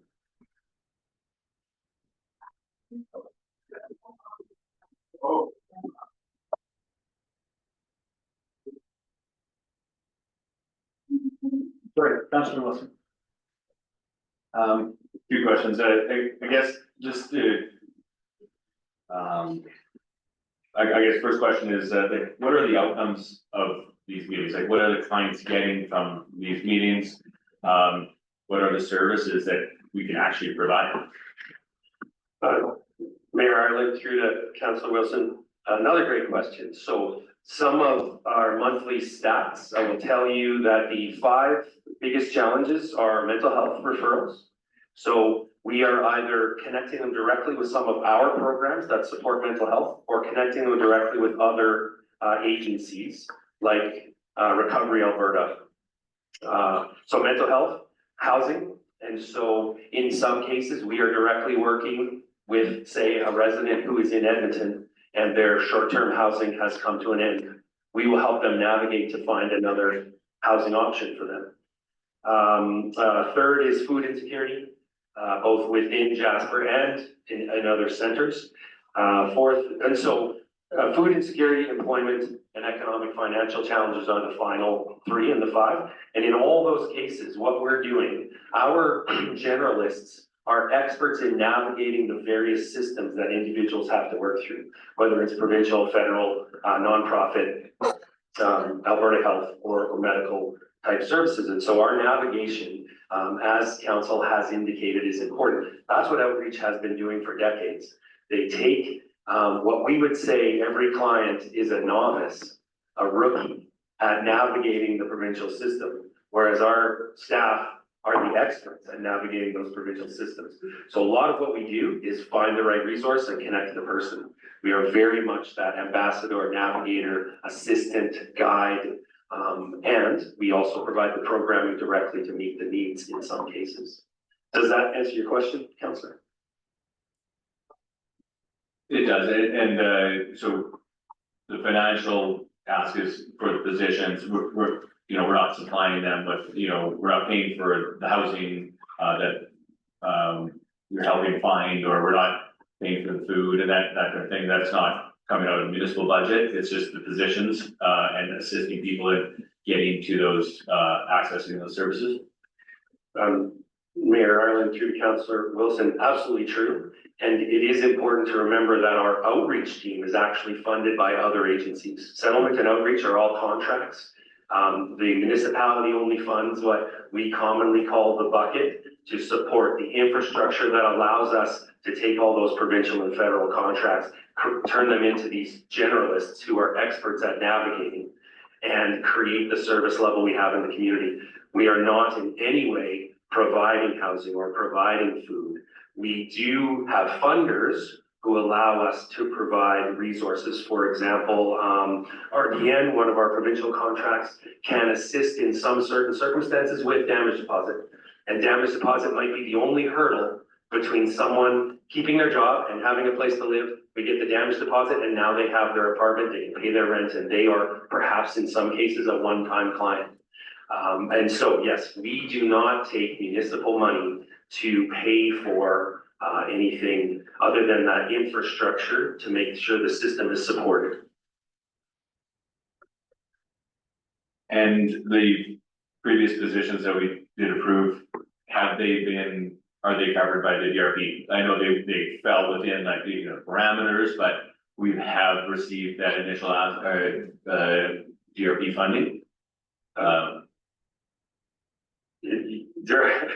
Mayor Ireland, through to Councillor Wilson, yes, we wouldn't have hired them if we didn't have assurance that they were funded. So these positions as well would not be hired unless we know that at least 9% is Correct. covered. Thank you, Councillor Demoto. Well, thank you very much, Councillor Wilson, for getting on those. That solves a few of my questions that I had. Just curiosity through you, your worship, to Director Lee. Thank you very much for coming forward with this, and I appreciate your humble approach, understanding the time. I guess my question is, with some of the attrition that we've seen in the community with not just municipal staff, but other members of the community that are having difficulty residing here, what's your level of confidence in being able to fill these 3 positions with qualified people? We talked about people that have experience in the system and being able to help these novices who need access. How quickly if we're hiring less experienced people, how can we get people up to speed? And when do you expect or need these positions to be up and running fully? It's a lot of questions. Mayor Ireland, through to Councillor Demoto, I'm here for questions, love it. So the short answer is yes, we do believe that there are people who are prepared to fill these roles. In fact, we posted, because we are trying to expedite this process, so we posted so that we would know if once council says yes, I'm hopeful council will approve this, then we can hire as soon as possible. And we already have at least one applicant who will definitely fit the bill. There may be others that have come in the last couple hours. So we believe, yes, we have the capacity to do this. The outreach is the time pressure that's posted. The childcare center, we're not trying to rush that one. We may not post it until after Christmas. However, we're also working on the strategies to best activate this. But yes, we believe that there are people, we believe that we can train them, especially, so you approved 2 previously. We've already had to hire 4 for those 2 positions for a variety of reasons. And so we've had other staff get replaced. And so we've been able to meet that need, and we are able to do it quickly. So I think to answer your questions, yes, we believe operationally that there's a capacity out there for us to get quality applicants, and we believe we can train them quickly because we've been doing it for the last month now. Thank you very much for that. And just one comment that I wanted to make is that, I understand that with some businesses and other operations in the community, there are people who are looking for hours, and there are other areas in the community where people are maxed out. And sometimes that is part and parcel to what's happening here. And, being in a post-emergency era, and I think that mental health is really important for people in the community right now, particularly staff that are working and that might be facing, a lot of pressure at work. So if any of these help with with relief or overlap and get money from the province to help facilitate that and retain people within our own business, but then within the community as well. I think it's important. Thank you. Deputy Mayor Keller. Thanks, Marilyn, to you, Secretary. Look, just one more question, just one more question on the position. Right now, if we approve this, it would be through the DRP program. But our current outreach workers that are not part of this program, are they funded by the Alberta government? Or where do we get funding for that? And in a year's time, if you had to come back to council, would you go for private funding for those positions? What do you see as a future there? Mayor Ireland through to Deputy Mayor Keller MB. If I understand your question correctly, so the DRP funded outreach workers are yes, funded 90% from the province through the DRP. And then in theory, or as it's described, they would be 10% funded with local taxpayer requests. But as we've discussed repeatedly, that lobbying is ongoing. And the existing positions that we have, 2 settlement outreach workers and the 5 community outreach workers are all funded through funding portfolios. So there isn't really one funding agency that funds a single person. They all have funding portfolios. So in the case of one of them, for example, has some of their work, 20% is going to be the rural, the Family Resource Network. 20% might be PDD. 20% might be the school division for the work we do in the schools. And 20% might be FCSS. So all of those, like school division is also really a provincial agency. So all of those are provincial. The settlement is one contract with IRCC, Immigration, Refugee, Citizenship Canada. So the settlement workers are all on IRCC. And that contract comes up this March. So we will be, in hopeful world, extending that contract. So I think I've answered the question. In a year from now, if we felt the need for these recovery outreach workers to continue, we would be coming back saying, we would add this to the DRP. We won't be coming back saying, you know, the existing outreach team is no longer funded by the province and we need to find that. The existing teams, those contracts are long-standing contracts. Some of them are 3, some of them are 5 years, but that's not really anything for discussion. We believe our relationships with those funders is strong and we will continue to have those funders. But if we need these extra workers, as the need continues, we will be sort of returning to DRP. Thank you.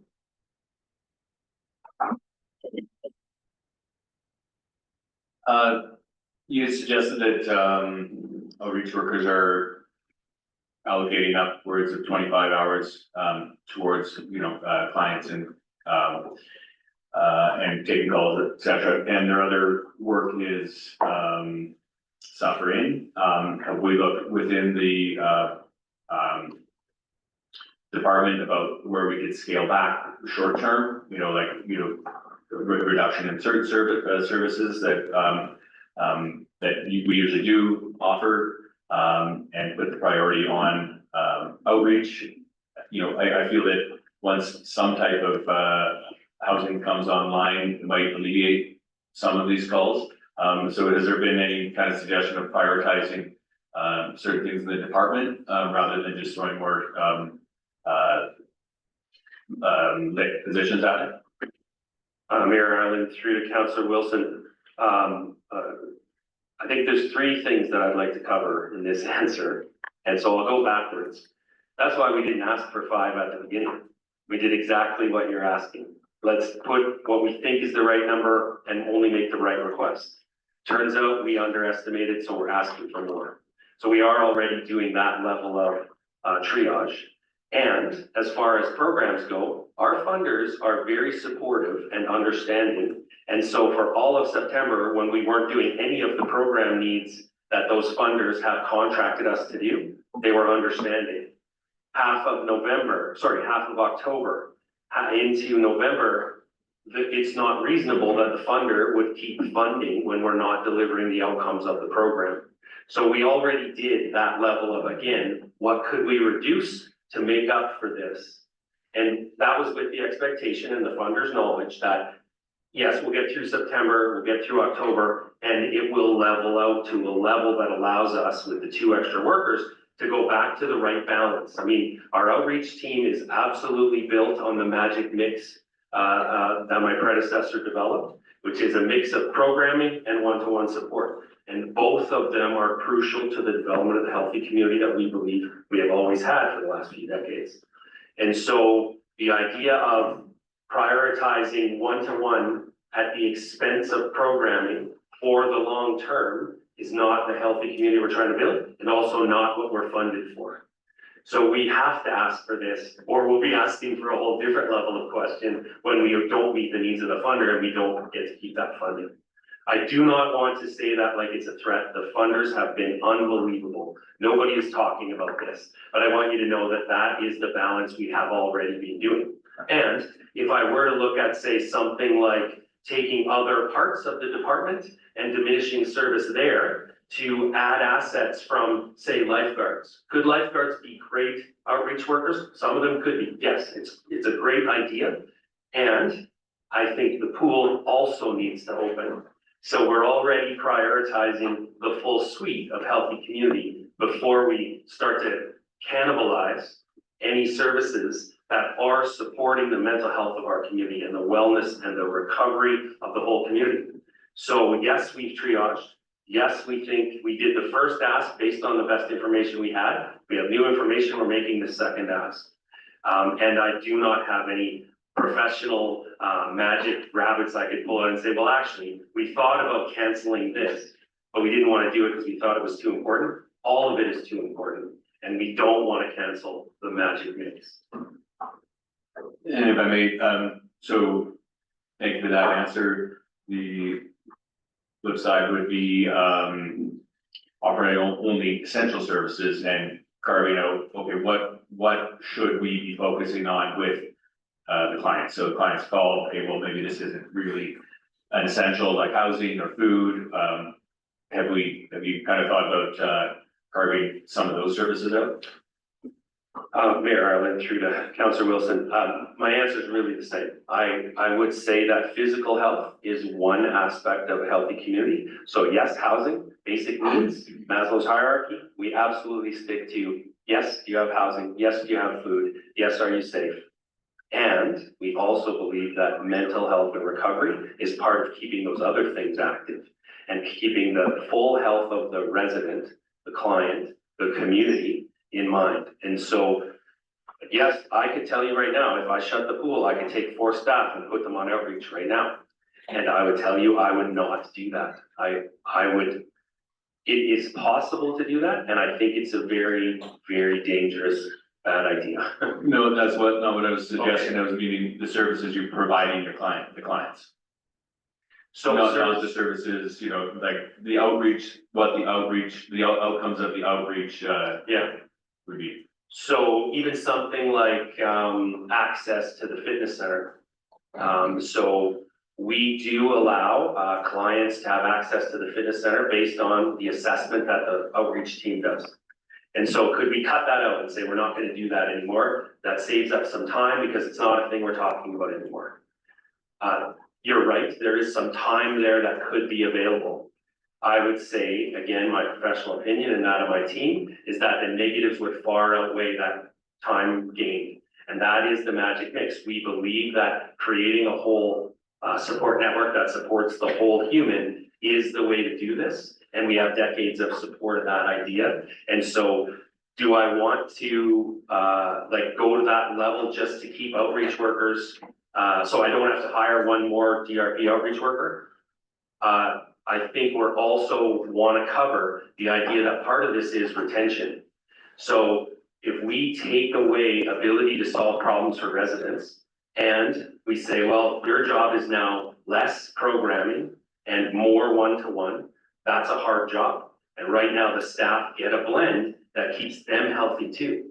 And so I would tell you the reason I'm asking for 3 is because I think I need 3. if I only get one, what I think will happen, what the evidence shows us, is that we will lose more staff. If we don't support them, we will lose them. And so then I go way down in my service level ability, because now I'm retraining an entire new crew. If I can find the people, like there are some real downsides to overburdening the team. And that's what, you know, the studies have shown, the previous events. If you let people burn out, if people burn out for 3 months, if you catch it early, it can take 3 months for people to recover. If you catch burnout late, the studies have shown it takes more than a year for people to recover. And I don't have the 3 months right now for people to recover from burnout, so I really want to support them before we get to that point.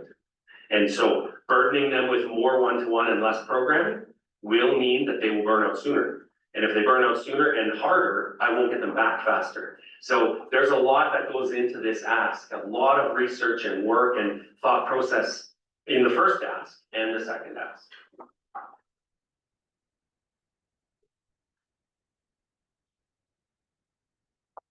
Thank you for all that, Director Reed. I want to redirect some questioning to a different item. So you indicated that one of the earlier asks for the 2 positions, you thought you could manage internally. Now you've come forward with another request. I'm wondering whether you can speak to an end date for applications to the DRP. My concern is that, again, it's possible, without attributing any fault, that we are still not at the bottom of the trough, that needs will increase. I worry that I will accept that we don't know the future, and by springtime, it is possible that there will be more people in need than we have right now. It depends on the winter economy to a large extent, and that is an unknown. Is there a prospect that you might be back in April or May saying the needs have still not leveled out, they have increased even more and we need more positions? And again, if they are going to be subject to DRP, is there a timeline by which we have to make that application? Well, Mayor Ireland, I will ask my colleague if he is able to answer that question. So in regards to whether you will be back at some later point in April, I would defer that back to you. It's possible, we should not discount the possibility. Trauma does tend to manifest usually 6 to 12 months after the event, or can significantly manifest in that timeline, so it is something to be aware of. In terms of DRP, we have up to 2 years to adjust the request that we have. So we have already included a budget that would include the additional outreach support workers. And so what is important for us is within that 2-year time period, if any changes are occurring, we must go immediately to DRP, we must inform them of the changes, we must discuss with them. And the process we've been following up until now has been predetermine the eligibility of the expense prior to incurring it. So if additional need were to manifest in April, we would follow that process. We would determine what the need is, cost it, take it to DRP, determine its eligibility, and then decide how to proceed. All right, thank you. So what I heard is a 2-year window. And recognizing that we still don't know the totality of the need. Second part of my question, given that, is there an opportunity to have the JRCC have these new positions as part of them and then second them to community development? And I ask that because you acknowledge that you didn't bring this during the budget discussions a week ago, but we are in the middle of the budget and people are concerned about the growing staff numbers that we have. And we heard that today. And so downstream, if these temporarily needed positions are part of the recovery process, and I can accept that they will be, is it at least on the surface more palatable for some residents to see them as part of the JRCC, even though they're seconded to the municipality, rather than additional positions within the municipality, because people always worry that positions within the municipality will never disappear. Well, Mayor Ireland, there's a couple of things, and maybe Director Fark would like to add, but the two things I will say is we regularly hire term positions in the municipality, especially in community development, when we have external funding. And so we are regularly up and down, depending on the contracts that we are able to secure for term positions. We have also specifically put the word recovery in every one of these job postings and every one of the job descriptions. And they are all term positions. So I think the transparency is pretty strong on all of these. Clear one-year terms, clear recovery in the job title, and clear DRP funding request from, should the 10% come to fruition, that support from council. I also have heard the sentiment that you are expressing a sentiment that once we get a person, we keep that person forever. I can tell you from evidence that's not true. We have, again, gone up and down with, as we get funding, we have contract positions, term positions, and they go up and down. So that evidence is not really part of reality. And I've also heard communities say the JRCC is getting so big. And so I do see that no matter what we do, we probably lose some people. But with the clarity and the transparency in the postings, in the job interviews, and in the hiring, in the term, in the HR process, and in all the advertising we've done, I feel the transparency is fair no matter what department they fall under. And certainly operationally, we could do that. It wouldn't change anything. They're still going to work. We need them to be integrated with the team. So they're still going to work in that space. They're still going to be part of that team, not reporting to JRCC and walking over. They're going to be on our squad right from the minute one. So operationally, we wouldn't change anything with that semantic change. But Director Farr, do you want to add anything?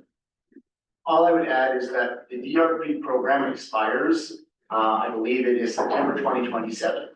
So at that point, all funding from DRP essentially is closed out.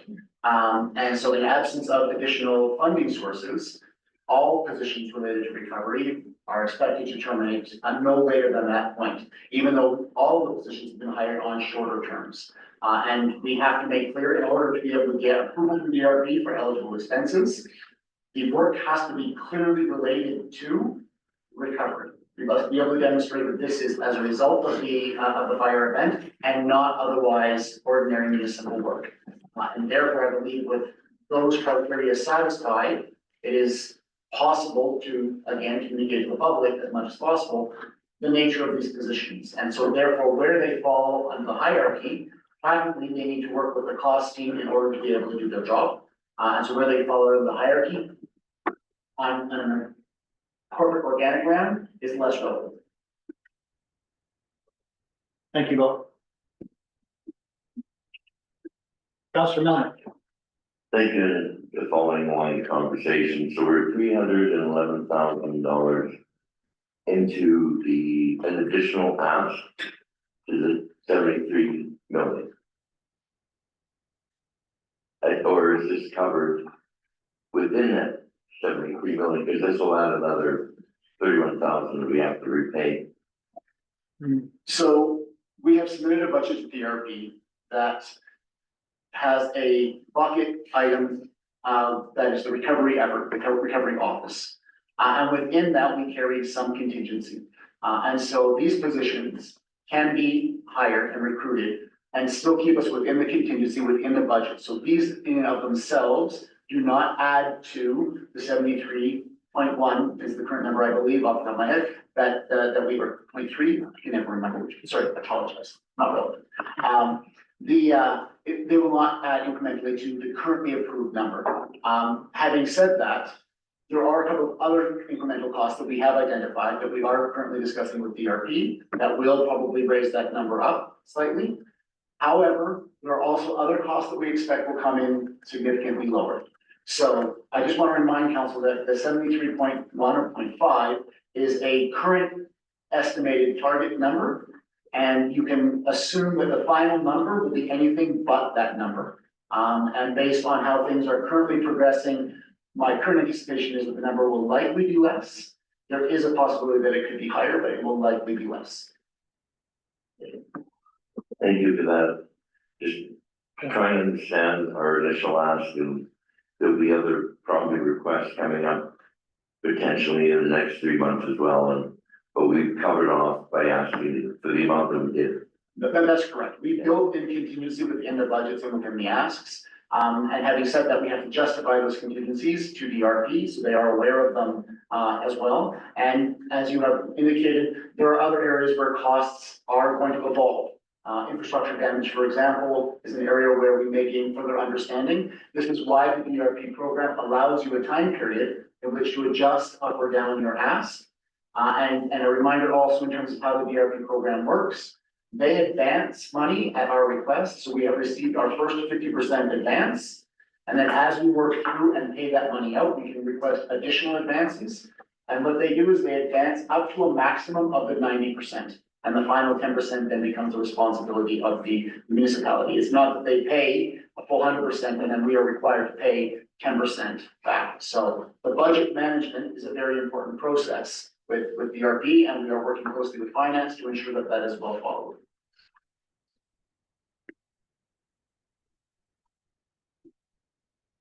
Again, thank you both. Are there any further questions for either Director Reid or Director Clark?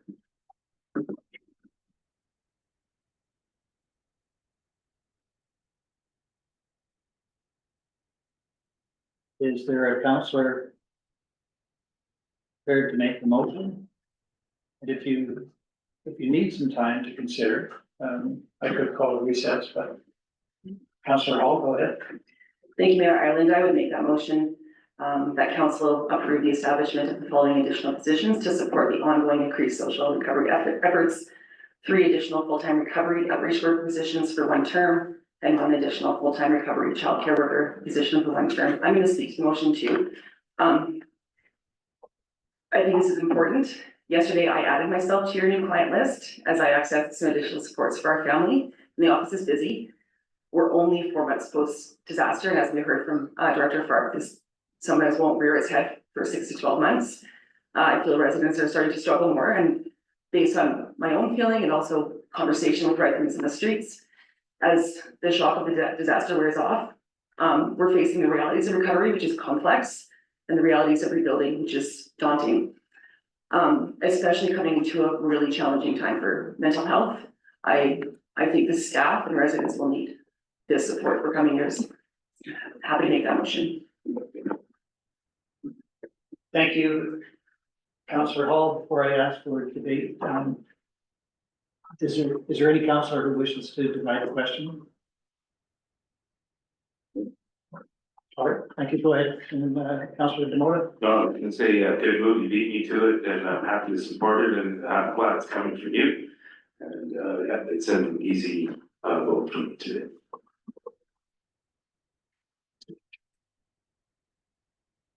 Any other debates on the motion? Councillor Hall, you may close if you wish. Good. Right, I will call the question. All those in favor? Opposed?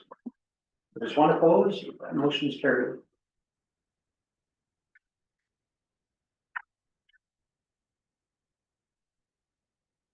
We are now at agenda item 6.3, which of course brought a large audience to our gallery today.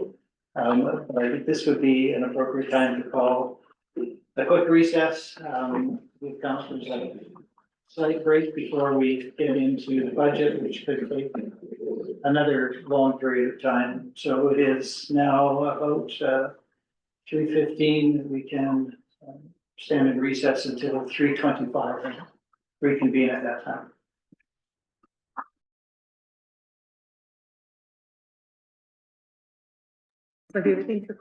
Right, welcome back. It is 3:26 and we are back in session, and we are at agenda item 6.3, the 2025-2027 operating and capital budgets.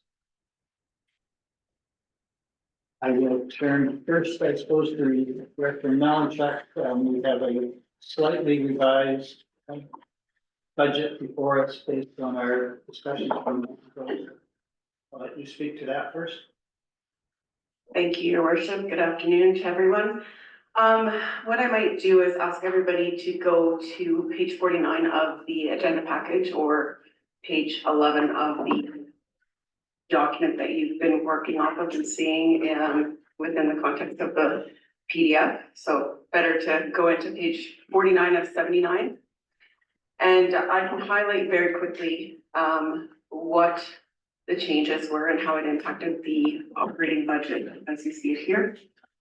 At council's last meeting, going over the budget, there was some discussions on what we could do for this budget, and it was decided, not decided, but discussed then to add and eliminate a few things from that budget. So the areas that changed within the net tax envelope that you see in that chart are under the protective legislative services and under operations, as well as under the total utility budget.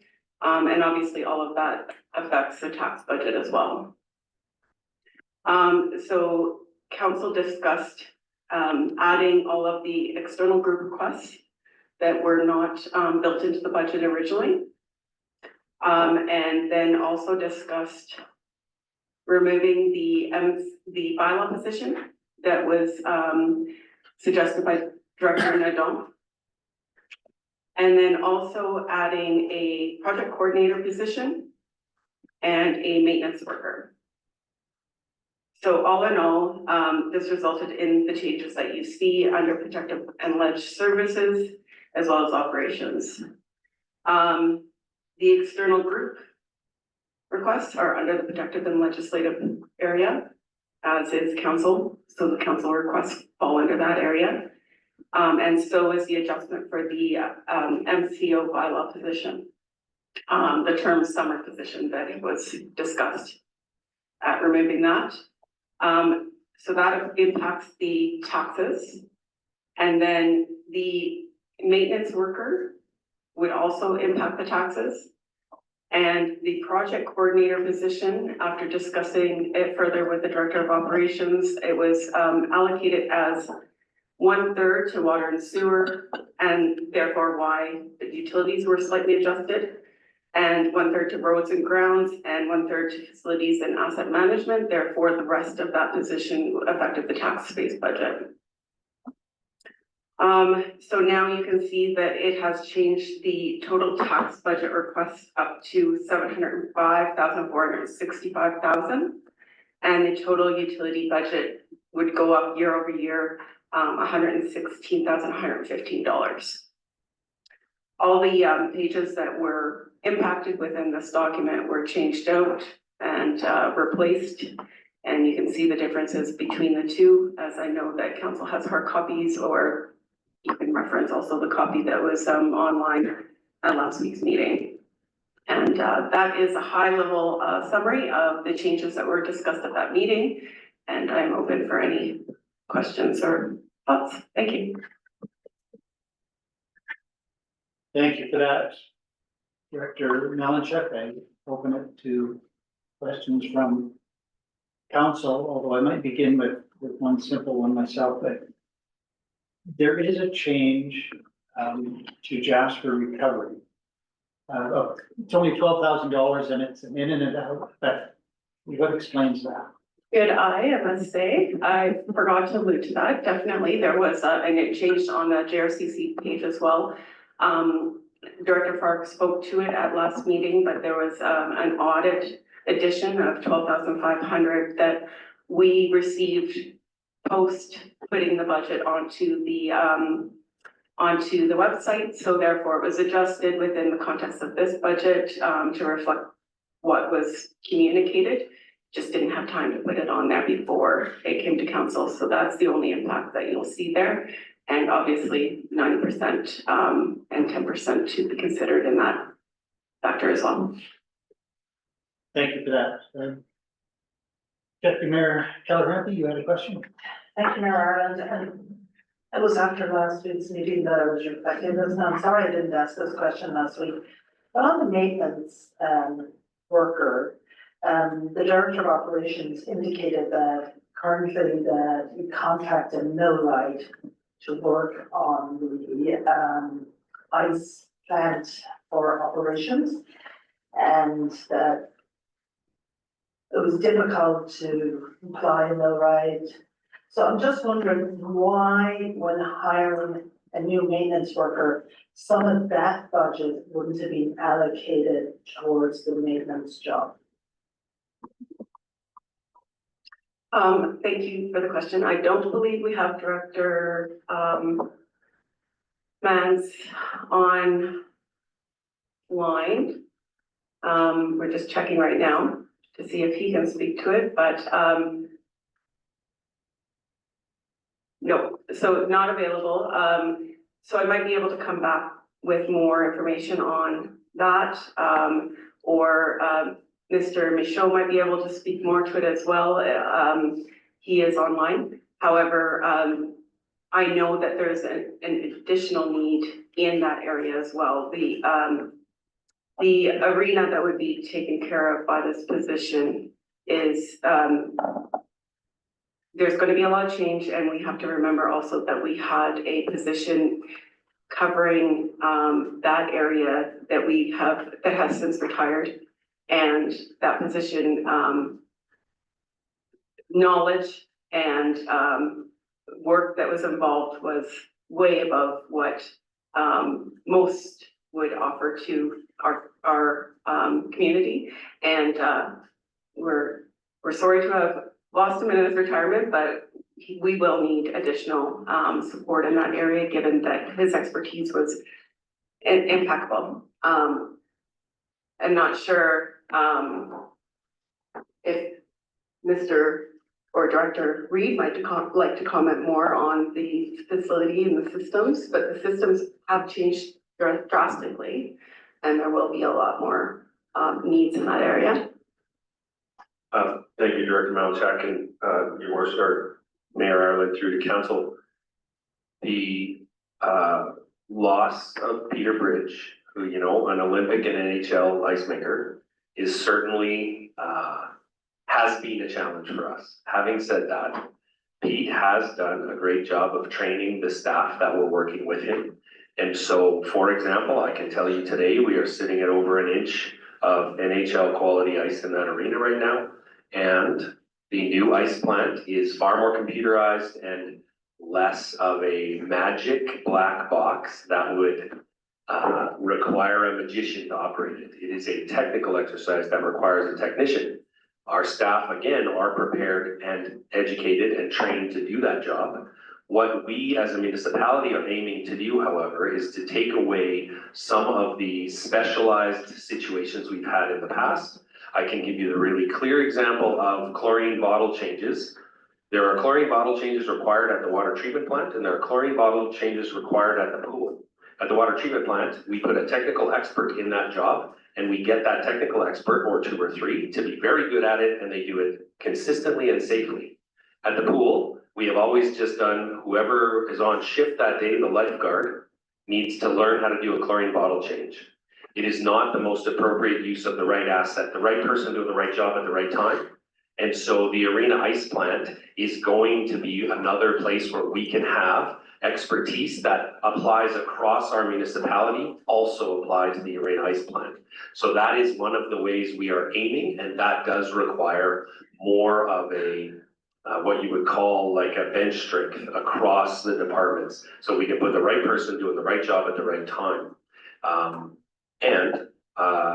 The more people that are aware of the system and can operate it safely and successfully, the better bench strength we have when someone takes vacation or someone is sick.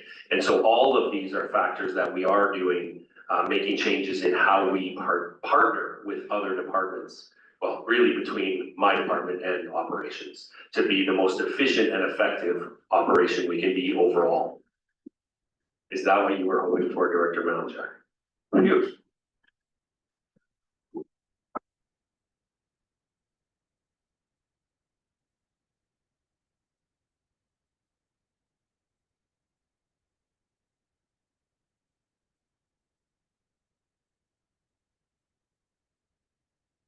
Other questions from councillors? Councillor Wilson? Not a question as much as a comment and I guess to state my support or lack of support.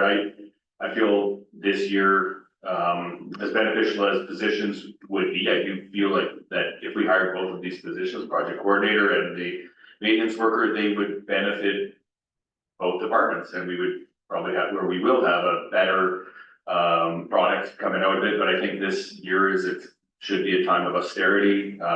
Yes, there will be more work on the shoulders of the existing people. And if the challenges are so large, that we have to, contract some services midstream, I would support that, but at this point, I don't support hiring any new positions, with all of the unknowns in front of us. And it pains me to say that, but, I wouldn't be voting in favor of the current proposal as it is. I don't think we should be hiring any new positions this year. Councillor Devon? Yeah, well, I think that might mean to, splitting up some of the positions then for debate if there's gonna be motions, because I don't wanna leave here without passing a budget today. So, you know, I understand where Councillor Wilson's coming from. You know what? I'd like to hear if anybody else has had a change of thought about the project coordinator myself. I wasn't in favor of adding any new positions, but being a little bit more active and talking to people. I'm seeing that there's people are being pushed to the max in a lot of areas and within our organization. And I feel there's a lot of extra pressure on particularly because there has been some attrition and we do have some deadlines and people have been working really hard to get things open and there's people working hard to get people services in the community. And I'm not saying that we should just be haphazard and throw a bunch of tax money to fill positions. In the grand scheme of things, when it comes down to the whole aspect of the tax envelope, this is going to be very little impact for a bit of service that's going to help out other people in their position. So I'm okay with supporting the additions. The only area I think that I probably would have probably retracted and hesitated on some movement with some of the external asks, but yeah, it's just didn't feel like I get the support, so I'm okay with the package that's in front of us today. Deputy Mayor Keller. I agree with Councillor Wilson. I don't think this is the year, and these are not term positions, these are full-time positions, once we add them, they're there. And we don't know where the budget is, we don't know if we're $6.5 million down, we don't know the government hasn't come forward and said that we're getting this money. And that's from our utilities, the loss of parking money, the loss of taxation. We're still waiting for the value. We won't know till the comes up for the tax bill on how much our assessment is going to be. We don't know what people are facing. And we're talking about the mental health of our staff, but we're also talking about the mental health of our community. And I think the less burden we can put on the businesses and our residents this year. And if we have to cut services back a little bit, maybe that's what we have to do. But I think we need really consider what's the best for our community and mental health for all.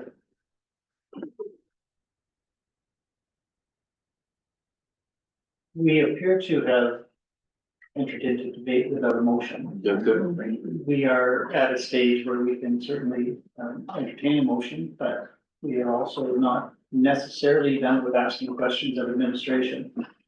So Councillor Melnick, I saw your hand up. Do you have a question for administration? Because if you don't, I do, but you can take precedence. I'll let you go ahead. because you do have a prepared question, I had a statement which, as you pointed out, is not maybe appropriate at this time. Thank you. So my question to administration is this, and to Councillor Demola's point, I would be entirely happy leaving here today without a motion on the budget. It's still fresh. We've got 2 weeks. We can do this on the 17th if we must. That brings me to my question, that the entire premise of the budget this year, it seemed to me, was that it remained conditional on securing other funding, replacement funding for lost revenue from the province. And so far as I'm aware, that is not yet confirmed. And so in what way can this be seen as a conditional budget open to change when we get that information about replacement funding of revenue? Is it necessary that we pass a budget today if we might get word in the next 2 weeks, one way or the other, with respect to our request for funding? I would rather have the certainty that we're moving forward with as many known facts as we can have, rather than succumb to passing what we may think is a conditional budget, but there's nothing really that says it's conditional on anything. So I wonder, Director Melanchuk, can you walk us through how this could be a conditional budget and how we might work to change it if we find, for example, that the government denies our request for replacement funding? Because if that happens, I can't hope for this budget. But maybe there is an avenue that you see that this could be regarded as a conditional budgetary approval. Thank you, Your Worship. In the past, there has been a process where there has been an interim budget approved. We move into the next year, and we definitely have the approved budget before setting the mill rates. So that is something that is possible. And then obviously more conversations could be had about what kind of increase council would then be interested in entertaining, based on that maybe we receive the support that is required for our community. So there is definitely an option for council to choose to go that direction, and more council discussions could be had at a later point.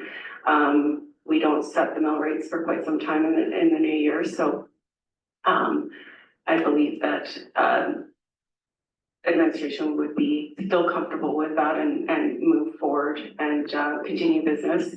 The positions that are discussed within the 2025 budget, we have planned for April for them to begin. So we've already factored in that they would not start right away anyway. And then, for instance, if council would like to look at them starting a little bit later in the year or whatnot, but then it ultimately affects the next year, because there will be an increase to bringing them to full-time within the year for 2026.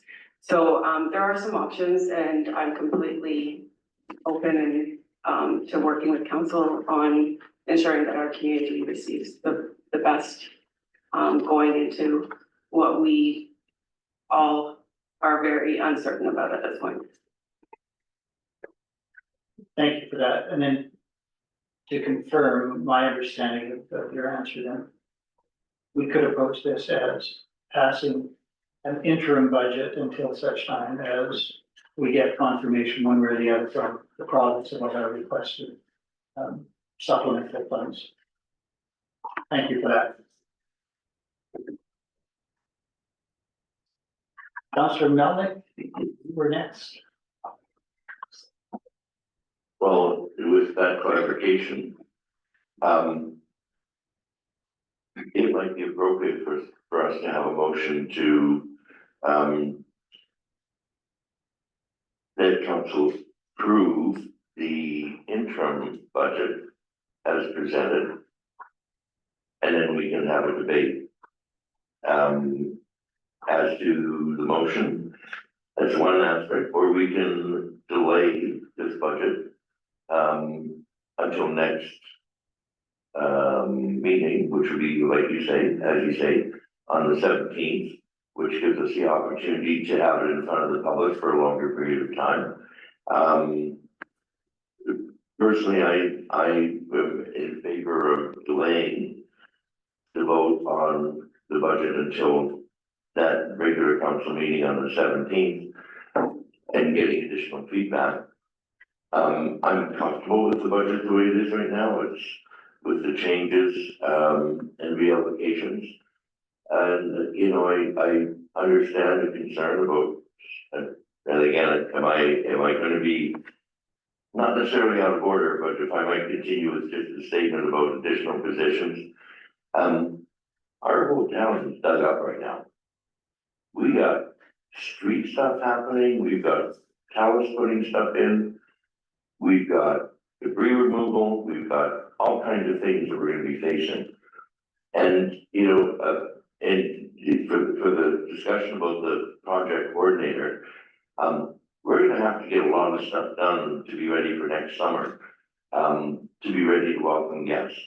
And, you know, I would speak in favor of the positions that we added, for the record, and here we are at about a 5.88% increase right now. I think we should take this, consider again, what the community is going to be going through in the next year. And hopefully, we're able to get confirmation of the funding that we need replaced that we've lost because of the loss of our tax base.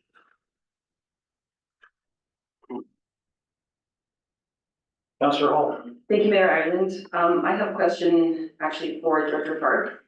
If we didn't approve this project coordinator position, how much of the project coordinating would fall to the JRCC? I agree with Councillor Melnick, there's a lot happening, but it feels to me a lot of it's around recovery. So I'm afraid I don't have the full understanding of the scope of the position, given that it falls under Director Barron's portfolio, so I would defer to others.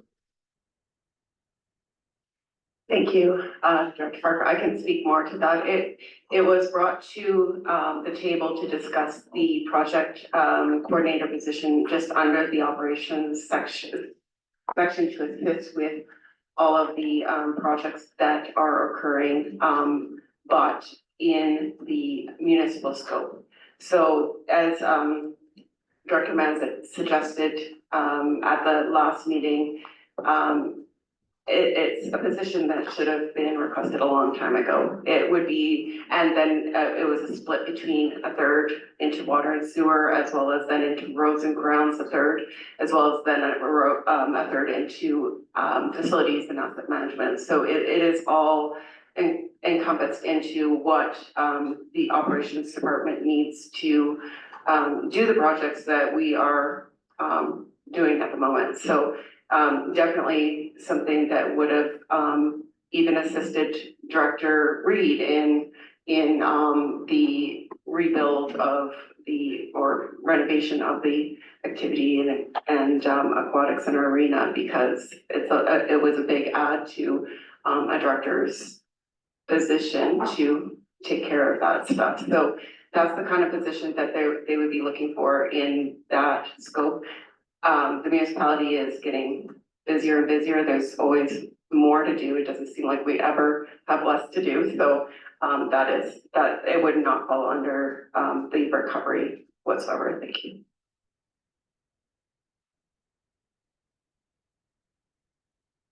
Go ahead, Councillor Hall. Thank you very much, Mayor Ireland. I have a question around reserves, specifically the financial stabilization reserve. And I know we're trying to wean ourselves off of that reserve, but we are in what I'm unprecedented times. Like, what would the implications if we added more from that reserve to our budget? Would that be a good thing, a bad thing? I'm just not quite sure where that would lead us. Your worship, through to Councillor Hall. The only thing that I, get a bit leery about is then, needing that reserve later, or also, the impact of pulling it back and not supporting the budget. So eventually you're gonna see, the impact to your tax base. So it is an option, but it would just push things down the line a little bit further. So, it would be something that council could consider, definitely. It would just be, okay, well, when will we end up putting this back onto the tax base, because we can't support it forever with this reserve.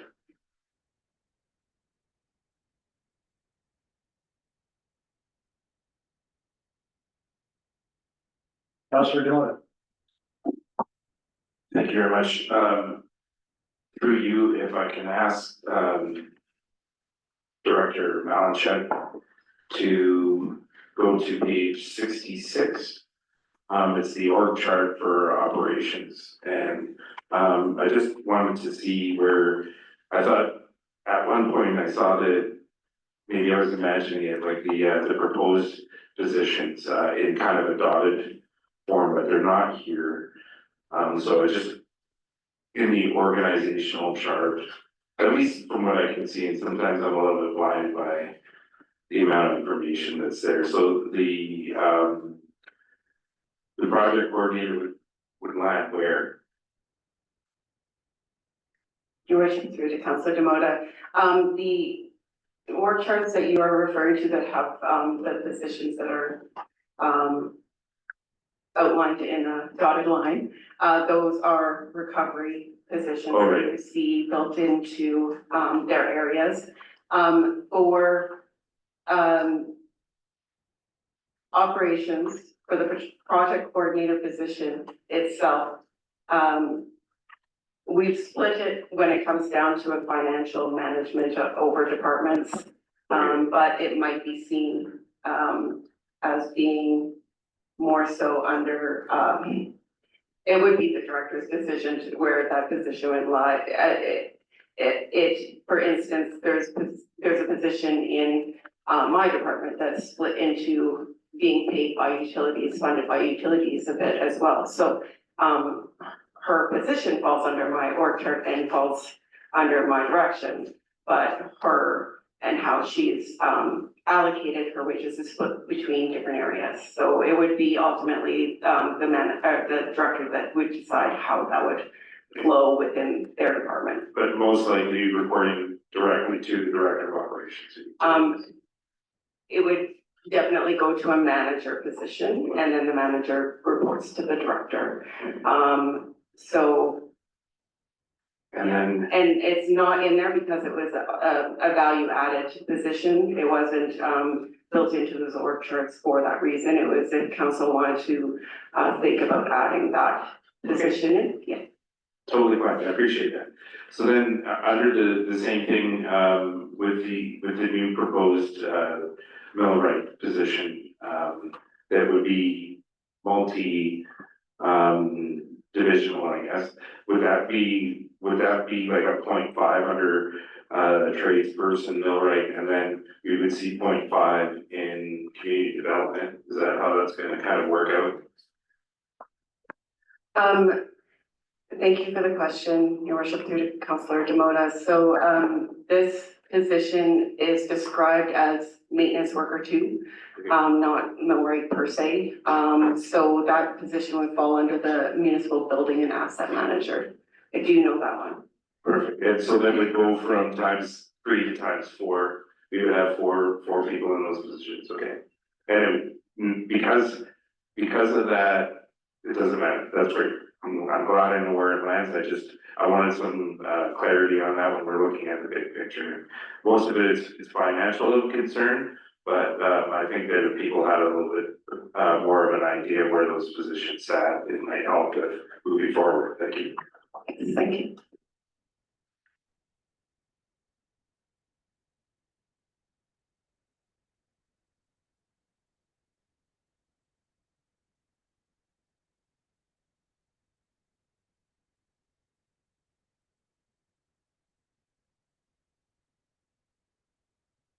Go ahead, Councillor DeBoer. Well, you know, usually I'm the person that has delayed budgets and asked for more time and contemplation so the community can review it. And, you know, in the, I guess, spirit of wanting to move things forward so we can start working and focusing on big issues. You know, I was prepared to leave here today with making a decision if the rest of the council is more comfortable in deferring that to 2 weeks from now, or having more discussion next week about it. And or passing an interim budget. I'm open to anything as long as we're working together and wanting to move forward in the benefit of the communities.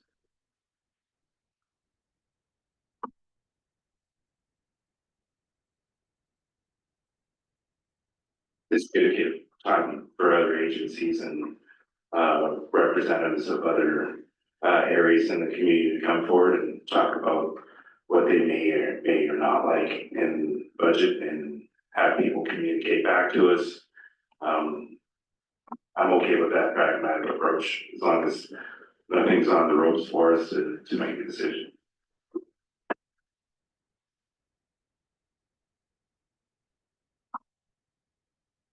Just to be clear, my suggestion that we could postpone for 2 weeks would not preclude the opportunity to make adjustments today in terms of positions, for example. So we could still make changes to the proposed budget and not approve it as an interim budget or as a final budget today. And we're here now and the discussion is live. We can do some work today, or we could potentially wait. It just seems to me that we will not know less 2 weeks from now, and we might know more. And if we know more, we can hopefully make better decisions.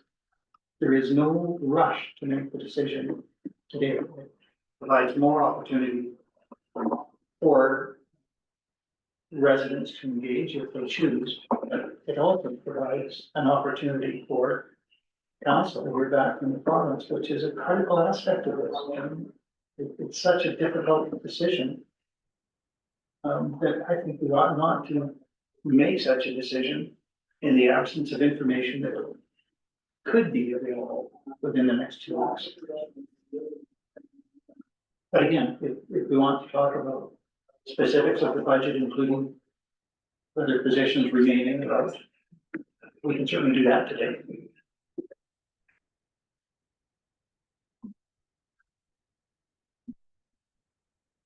I think I'm probably more inclined to follow the person that's been nominated for best elected official in Alberta.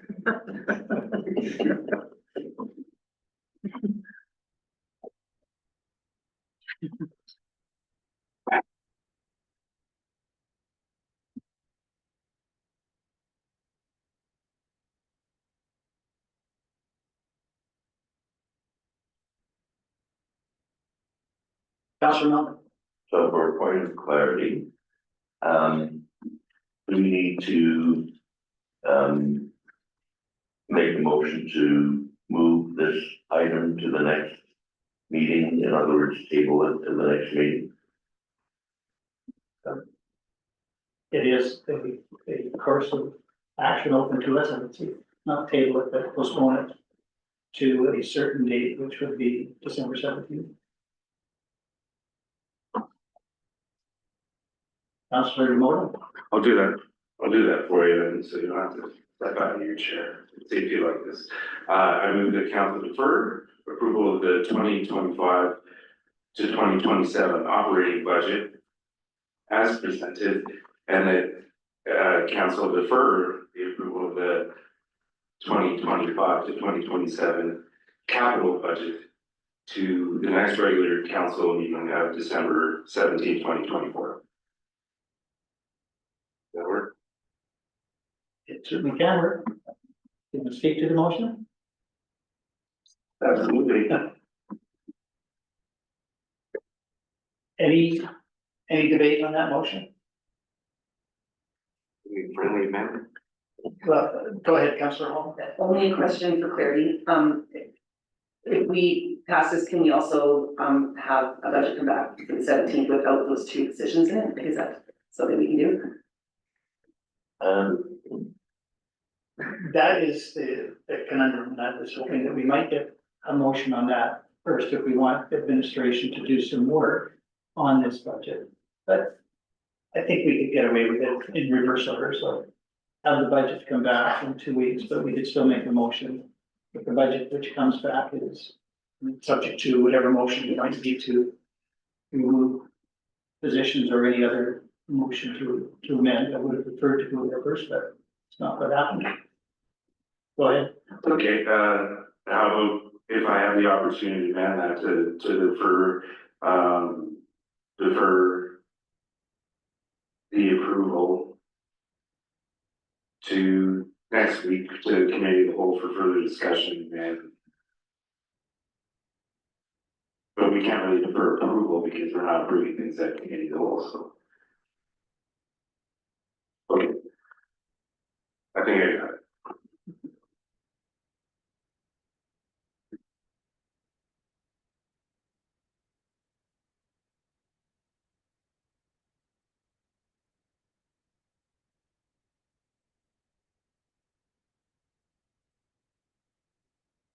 If I may, well, no, we have a motion with the consent of council. The motion could be withdrawn if somebody wants to make a motion to amend the budget. And then it could be the amended budget that is brought back in 2 weeks. Is there a councillor there that's ready to make a motion? I'll just withdraw my motion. If somebody wants to make a new one, I can make a new one. That's fine. I'll just withdraw it. Is there any objection to withdrawing that motion? All right, thank you for that. We're making that withdrawn for now. Is there a councillor who wishes to make a motion to amend the budget as presented? Councillor Hall. I would make that motion that council direct administration to amend the budget as presented to reflect the removal of the two positions, which are project coordinator and maintenance worker. Thank you for that. Do you wish to speak to that? Last week I was in favor of one of these positions, and I am in favor of the positions, but I just don't think it's the year for it. I'm nervous about our residents, our businesses. I just don't think we have it in us this year to have a couple new positions. I'm just happy to relook at it eventually, and I guess that's not a guarantee. It's the last budget of this council, but I just feel after hearing from Mr. Butler and committee members just how uncertain things are. I would like to have those two positions taken out. Thank you for that. Councillor Hall, Councillor DeMota. Hey, having gone through, the pandemic situation, I'm not saying I have more experience than others. We passed we proposed an austere, budget from what was proposed. And it was the right thing in my mind to do at the time, considering that we didn't have a lot of our people employed in operations, and we had to make some concessions so that the union would be able to work with us in cutting back the positions and the time. So I see the opposite for 2025.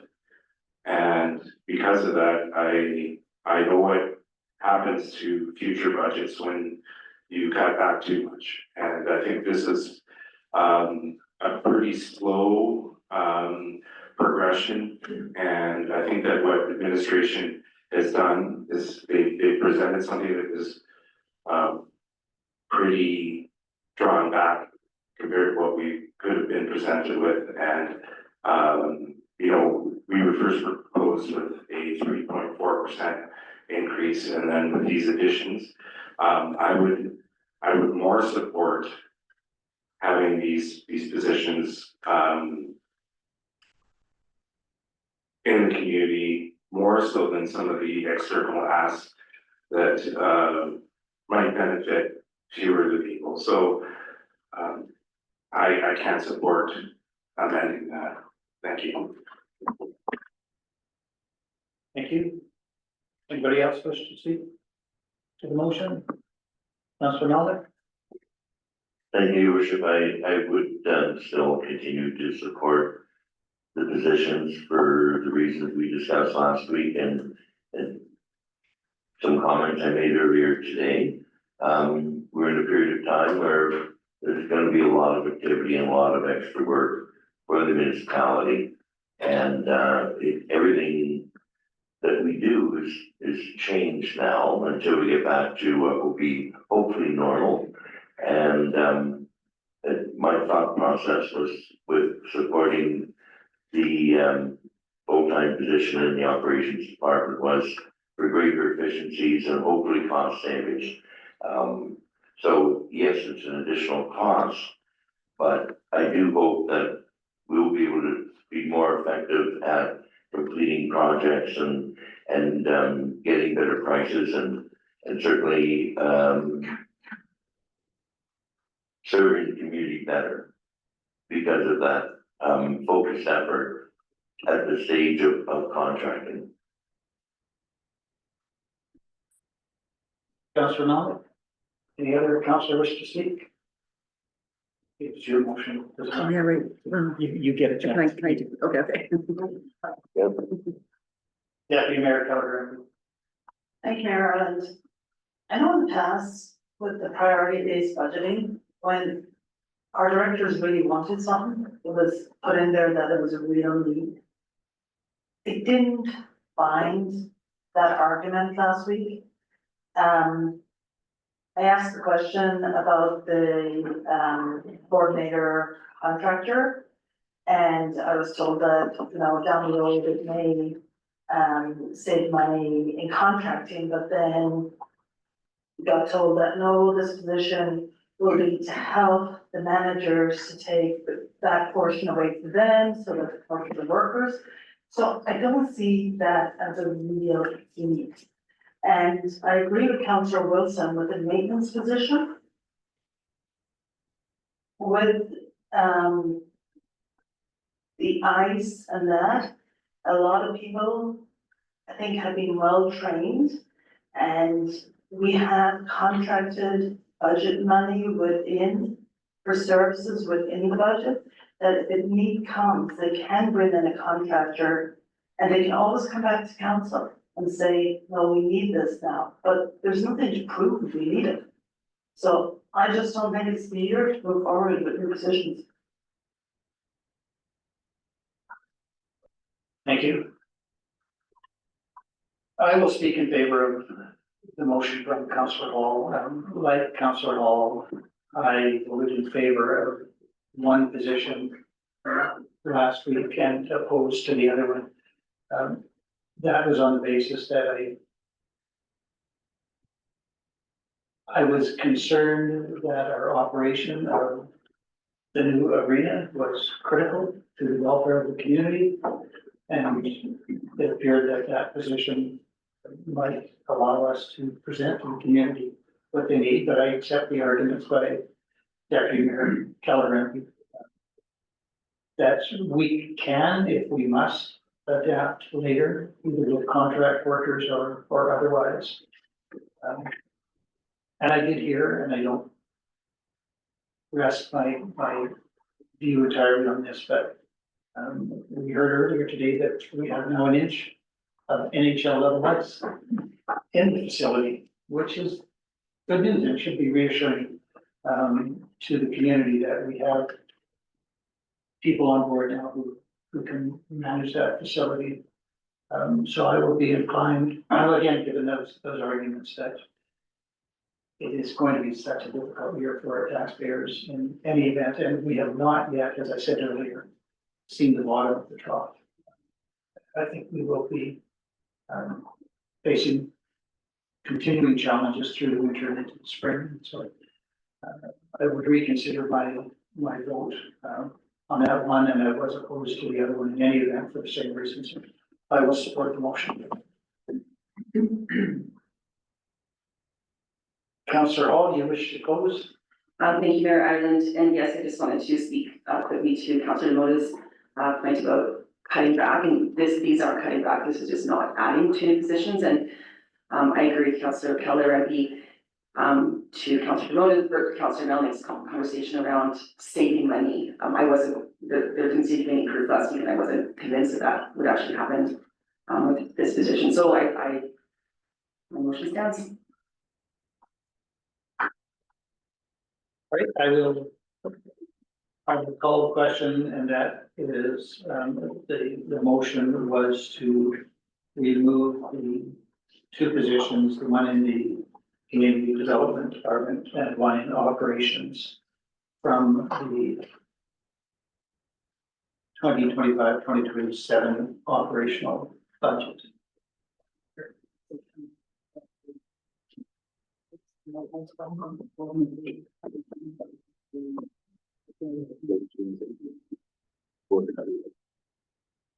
Director Dudon. Thank you, Mayor Ireland. I understand this is not the best time for administration to interject. The two positions as they're being understood as the maintenance worker 2 position, as well as project coordinator position, both of which are in the operations department. And also, I don't think it matters. I've been reviewing the procedure bylaw during your debate. There were 2 separate motions put forth last week to include those in the proposed budget, but there are motions that direct administration to do something. They are not motions of substance at a regular meeting, so I do think it's appropriate if you want to do them both at the same time in one fell swoop, but they are, just for everyone's understanding, they're both in the operations department. That's why. Thank you for that clarification. All right, all understood, so I will call the question. All those in favor? Opposed? That motion carries with 2 opposed. And so, well, first we will see whether there are any other motions with respect to potential amendments to the budgets, which we come back to us at a later time.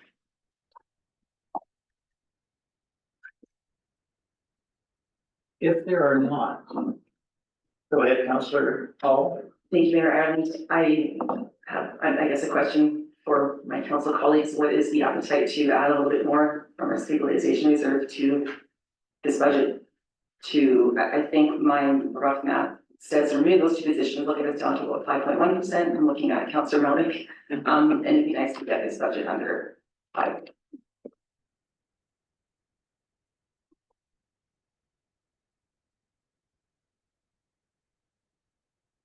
I would ask administration, but my recollection was that the one maintenance position had a lower amount because it was going to be a later start, like a $30,000, and the other one was 80,000.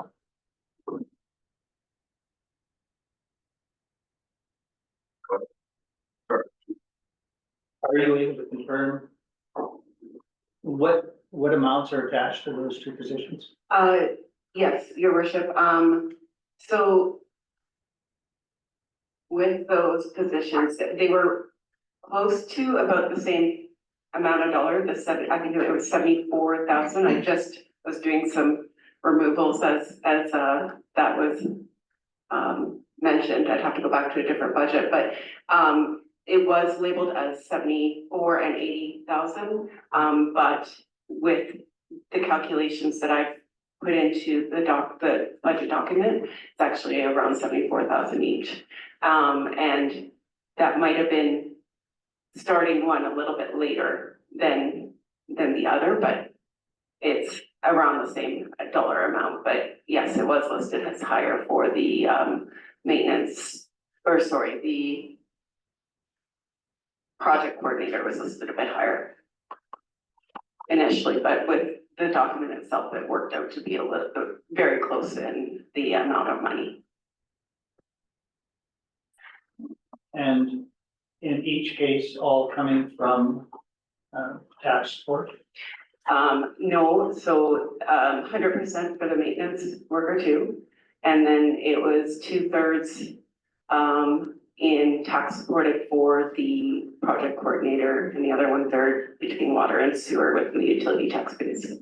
Sorry, utility based budget.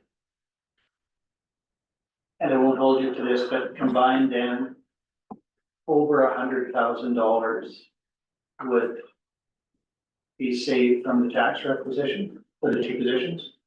Yes. And Councillor Hall's calculations are correct.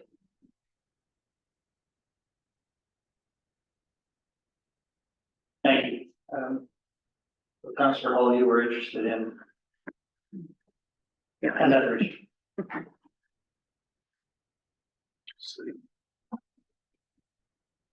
Councillor Demota? Oh, sorry, Councillor Demota. I appreciate all the math that's gone into this, so, we've gone from 5.8 to 5.1, with a desire to get below 5, and I don't know if I'm really in the mindset of really chasing a number to achieve an optic, and I think that personally, again, like motion has been done, we still have an opportunity to decide on the budget finally. I just hate to see other areas suffer in the future. And I'm not talking about physical infrastructure, but the strain on human capital. Thank you. Councillor Melvin. Thank you, Your Worship. I would ask Director Melanchuk to just clarify for me, we have $535,000 that is going to go into the financial stabilization reserve. And that comes from the operating departments that we're contributing that portion.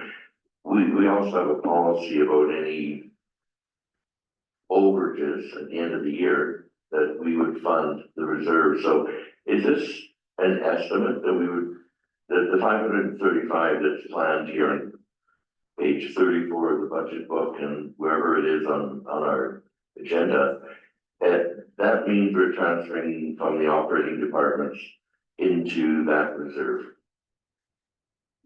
Yes, correct. Your worship, through to Councillor Melnick, the amount that you see there is planned, not estimated. It doesn't include any year-end adjustments from the 2024 year. However, I would not suggest that there probably will be any surplus adjustments for 2024 from what I'm seeing so far. And if we're at 5.1 right now, to get below 5, we'd be looking at about 0.2 of $12 million.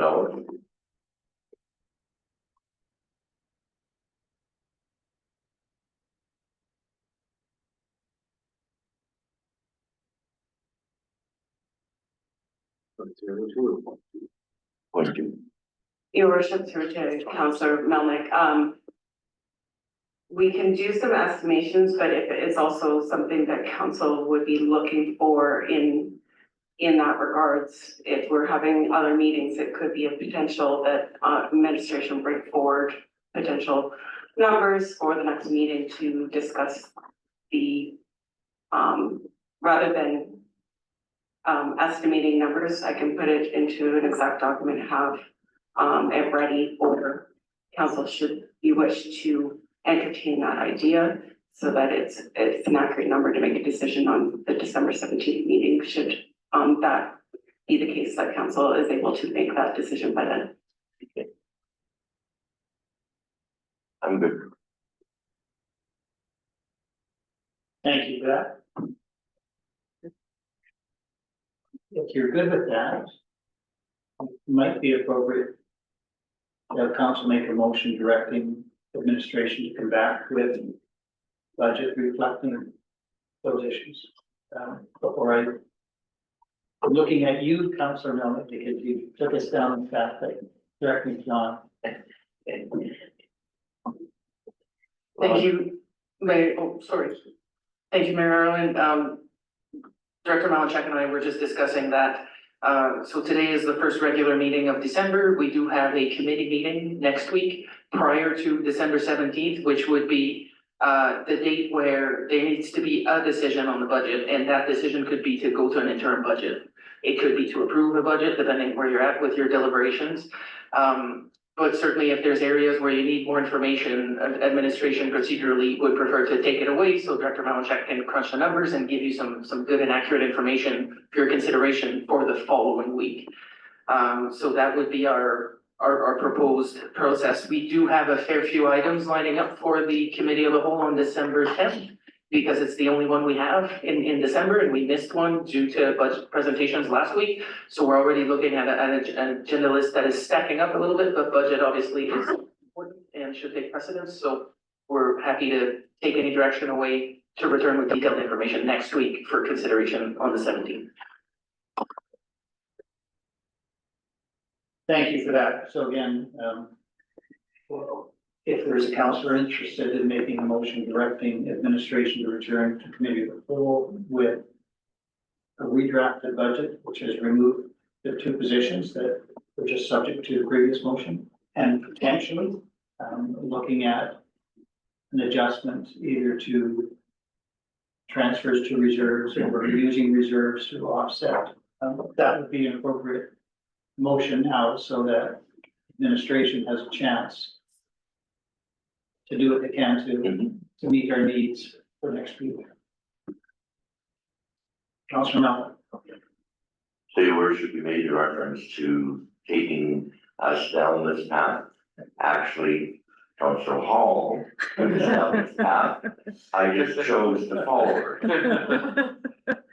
But I would make that motion to give administration a chance to properly put together the adjustments to the budget, taking from the previous motion the other positions out, which will cause some readjustment and so on. And then to be able to assist us with what change would need to be made to have a budget under 5% and maybe a target of 4.9, just for clarity.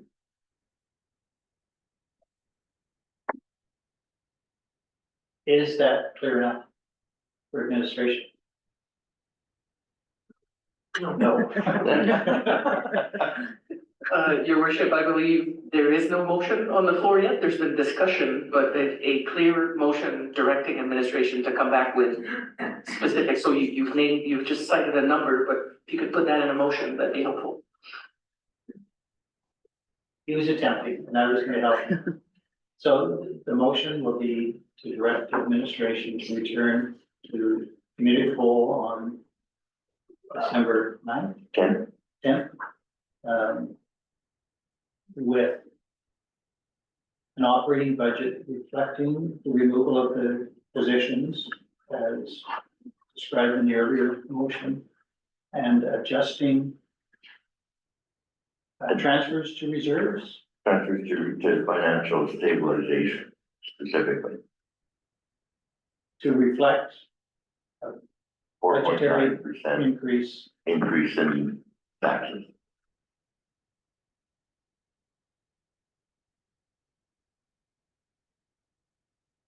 Is there clarity there?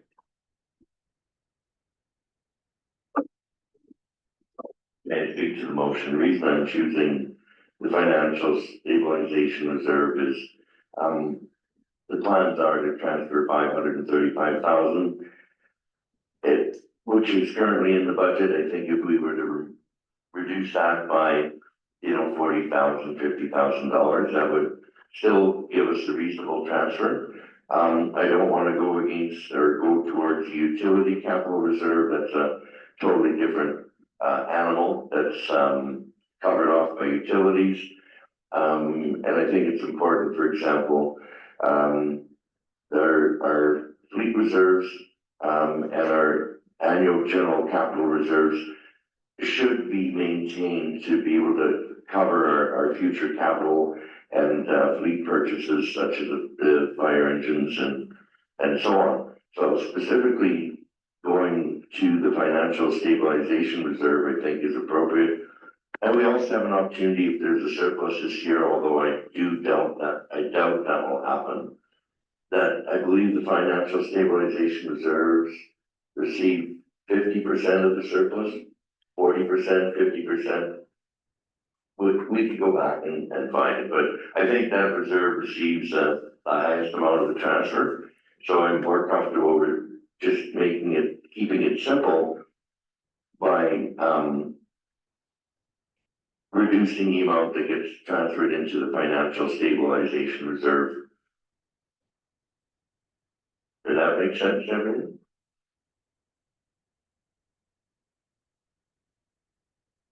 Councillor Demola. I understand the motion, I'm not sure if it's clear to the administration yet.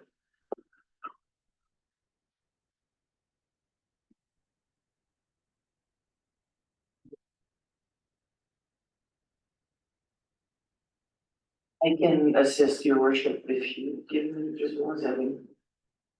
I don't wanna, if I may, I don't wanna put the person making the motion on the spot, but if the person making the motion wants to make a clear motion, can you just say it? I could. Yeah, how about writing it down?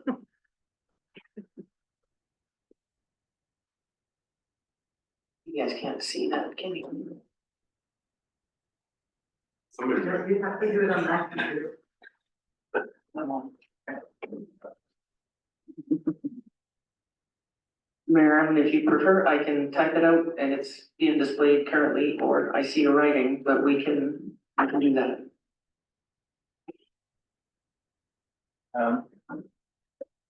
I am moments away. As are you. Carry on. You need to tell me, I can't just carry on. Oh. That council direct administration to return to committee of the whole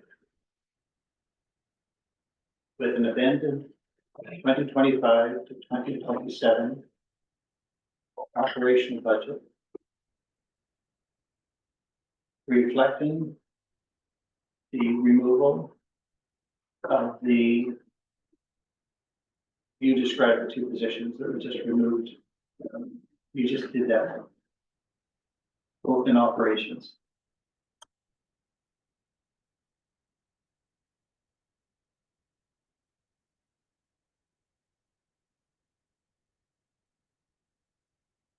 And reconfiguring the debits or credits to the financial stabilization reserve to reflect a total tax increase of not more than 4.9%. I'm sure that's what I heard from Councilor. And, it's a great motion. And I appreciate the fact that while it talked about the two positions in the operation part of the budget, I heard that 1/3 was in the utility budget, which is what my preamble was about, that it's going to affect two different, it's going to affect utilities, and it's also going to affect the operating budget. So again, it's the appropriate for administration to have time to work on this. That better? Because it is actually the two positions, what we voted on. And it will be not just from operations, it will be from utilities as well.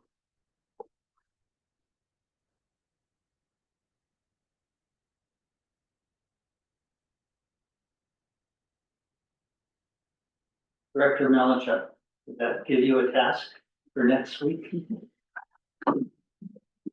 Thank you, your worship, that is, no problem to bring that back for next week. First we'll have to vote on it. It's clear enough before I call the question.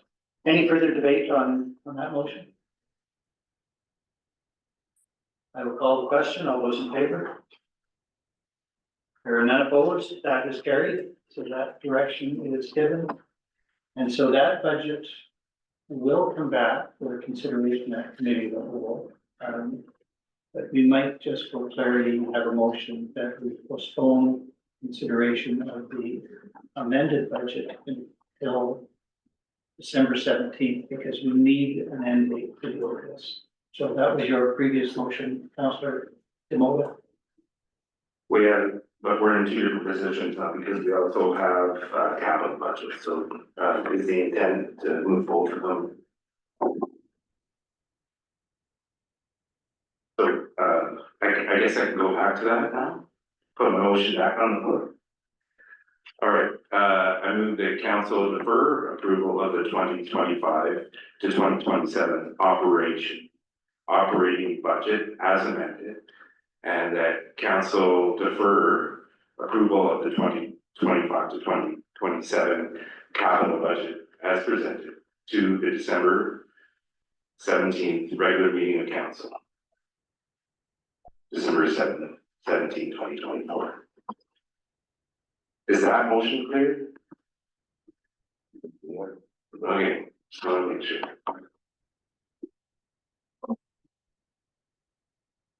Any debate on that motion? I will call the question. All those in favor? They're not opposed. That is carried. Good work, guys. Ladies. Votes. That takes us to agenda item 6.4. And I thank administration for helping us get through 6.2. This is happier news, I think. Deputy Mayor Kelleher, you have recently been a delegate to Hakone, our sister city. We appreciate that. You now have a report and presentation. Yes, thank you, Mayor Ireland. I have the pleasure with 5 other people from Jasper to go to Japan end of October and November, and during that time, I had the pleasure to go to our sister city in Hakone and represent Jasper at the signing of our 50th anniversary of our city's sister relationship. First of all, I want to thank Emma Akon for all the work she did in helping us get me there and organize the event. And I'd like to thank our committee. And I would also like to especially thank Yumi Nishwaka from Jasper, who happened to be in Hakone and joined me in Hakone and was the interpreter for the whole event, which was very nice of Yumi. She volunteered, as everybody that went were volunteers to go at their own dime on this adventure. And our sister city is amazing. Mayor and council there. Mayor Kitsamata and Deputy Mayor Ito. We're very pleased with our visit and promised to come to Jasper. Hopefully for our 60th, if not for our 55th. One of the things that would really like us to reconsider is starting the student program again. While I was at the event, I met with Ding Green from the Alberta government, who is in the Japan Consulate General Office in Tokyo. And there is a program through the Alberta Schools Association that he thinks that we may be able to work with. So our committee has a lot to look at, and we'll bring a further report back after we meet. But now I'd like to present Mayor Ireland on behalf of Hakone.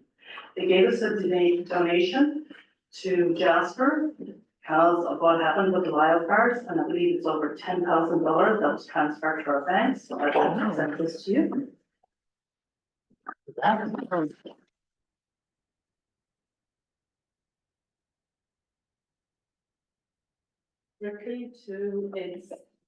Strictly to the municipality of Jasper from the town of Hakone. And So change the budget. This is a program that we can keep on file. This is a picture of the group. Right. And this is Well, the camera's a long ways away, but for those interested, they can come to council chambers and see. And this is the gift for our community.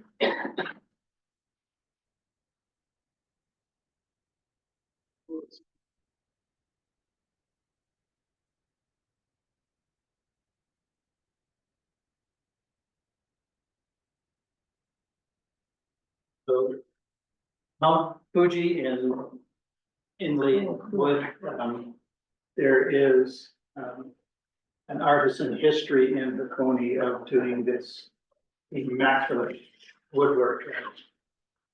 Deputy Mayor Kelleher might have had an opportunity to go by their shop. I've had that opportunity. It is incredible what they do.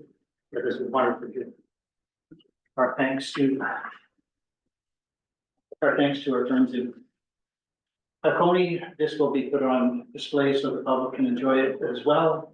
I will send a letter off to Mayor, Deputy Mayor, thanking them for hosting our delegation, and in particular, Deputy Mayor Kelleher, thanking them for their gift, including their donation to our community, particularly to the municipality, to assist us through this time, and take this opportunity as well to thank again Deputy Mayor Kelleher for not abandoning this opportunity, as so many of us were required to do, but sticking it out, carrying our message of friendship and unity to our friends in Japan. And as they say, on her own dime, very much appreciated. Thank you for that effort, and thank you for carrying these gifts back to us. Hi, como arigato. Hakone.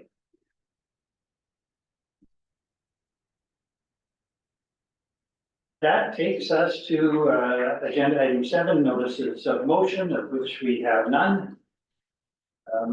Councillor reports is next, agenda item 8. Are there any reports from councillors?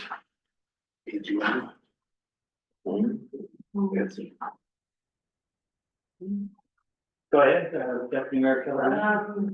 This week I will be attending the Evergreen Foundation meeting.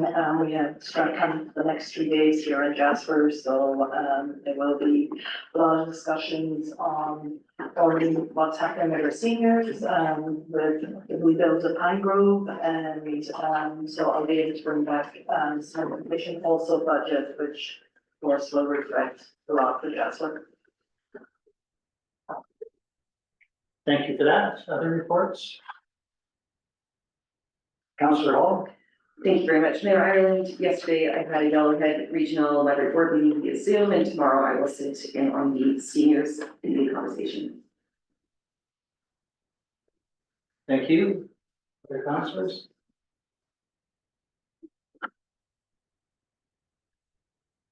I have missed a few meetings, so I'm behind in my report, so I will try and go through this quickly.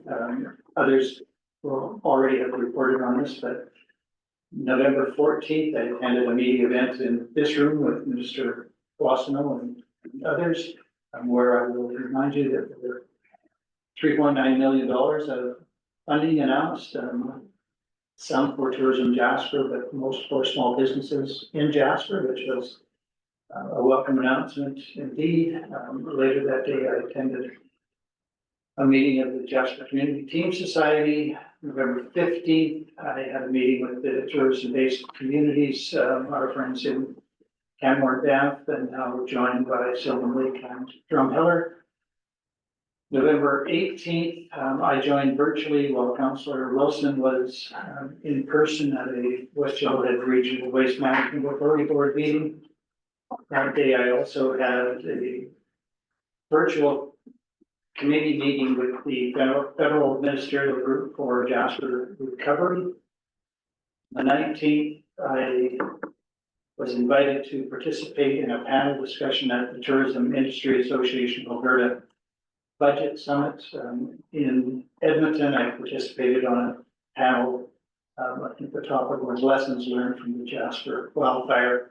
I was joined by panelists from Alberta Emergency Management Association, Tourism Jasper, Parks Canada, and the representative was from the Tourism Industry of Alberta Association.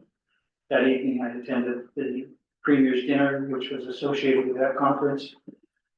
The following day, November 20th, I had a meeting with Mr. Gibbon with TELUS, Councillor Melnick referred to that earlier. There's new fiber optics going in throughout the town, which will assist with connectivity for everyone in Jasper and will be a great benefit to the community. I attended that evening with Director Ladon and Chief Conte, a reception for the Alberta First Responders Conference, first one held in Alberta. And the next morning, I attended as a keynote speaker and gave an address to first responders focused on particular mental health opportunities for firefighters, which is so critical in our community.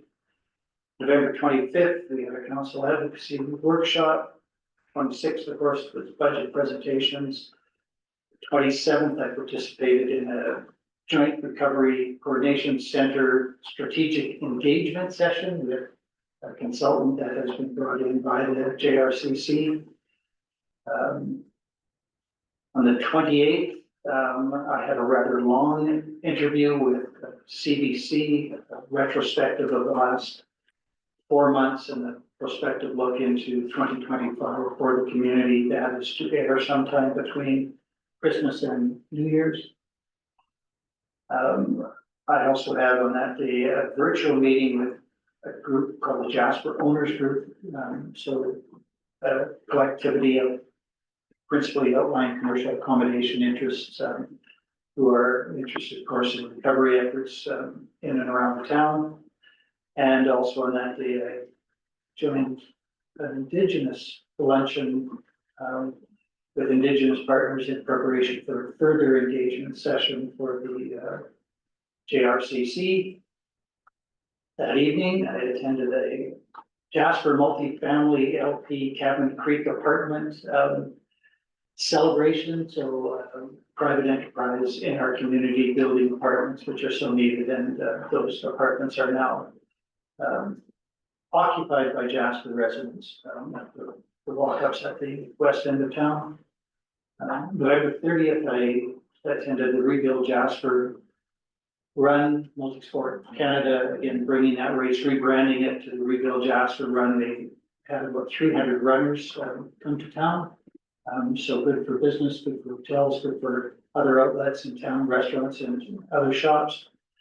And more importantly, they raised $20,000 approximately. The fundraising is still open, but as of race day, $20,000, which will go to the Jasper Community Team Caring Community Fire Fund and to the Jasper Volunteer Fire Department. Excellent work by that entity, bringing races and funding to Jasper. And as I indicated earlier, Councillor Melnick, Deputy Mayor Keller and I attended the seniors lunch put on by the Rotary Club at Jasper Park Lodge today, where again, Rotary has donated $33,250 to the Jasper Food Bank. So well needed, and that's my report. And sorry it's long, but I've been away for a couple of meetings. If there are no further reports, agenda item 9, upcoming events.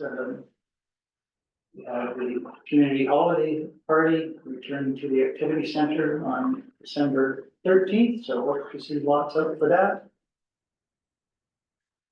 And are there any other upcoming events? Councillor Hall. Thank you very much, Mayor Ireland. On December 12th, and I might have to get the time from Dr. Reed, is the annual Parks Municipality Hockey Game. 1:30, I think, and I hope the town will come out and share in the municipality. I'll be there running music. Thank you, Deputy Mayor Keller. I believe Thursday evening is like the Road Tree, Wildlife Park.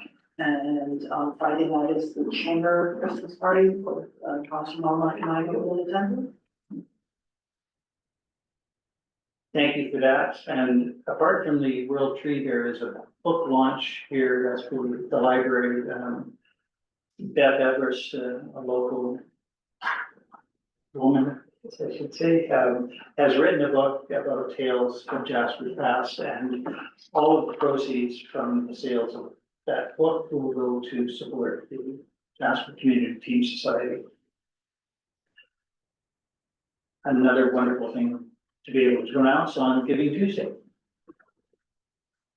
If there are no further upcoming events to speak of, we added agenda 9.1, an in-camera discussion. May I have a motion from the councillor that we move in camera at 4:47 p.m. Councillor Demota, thank you.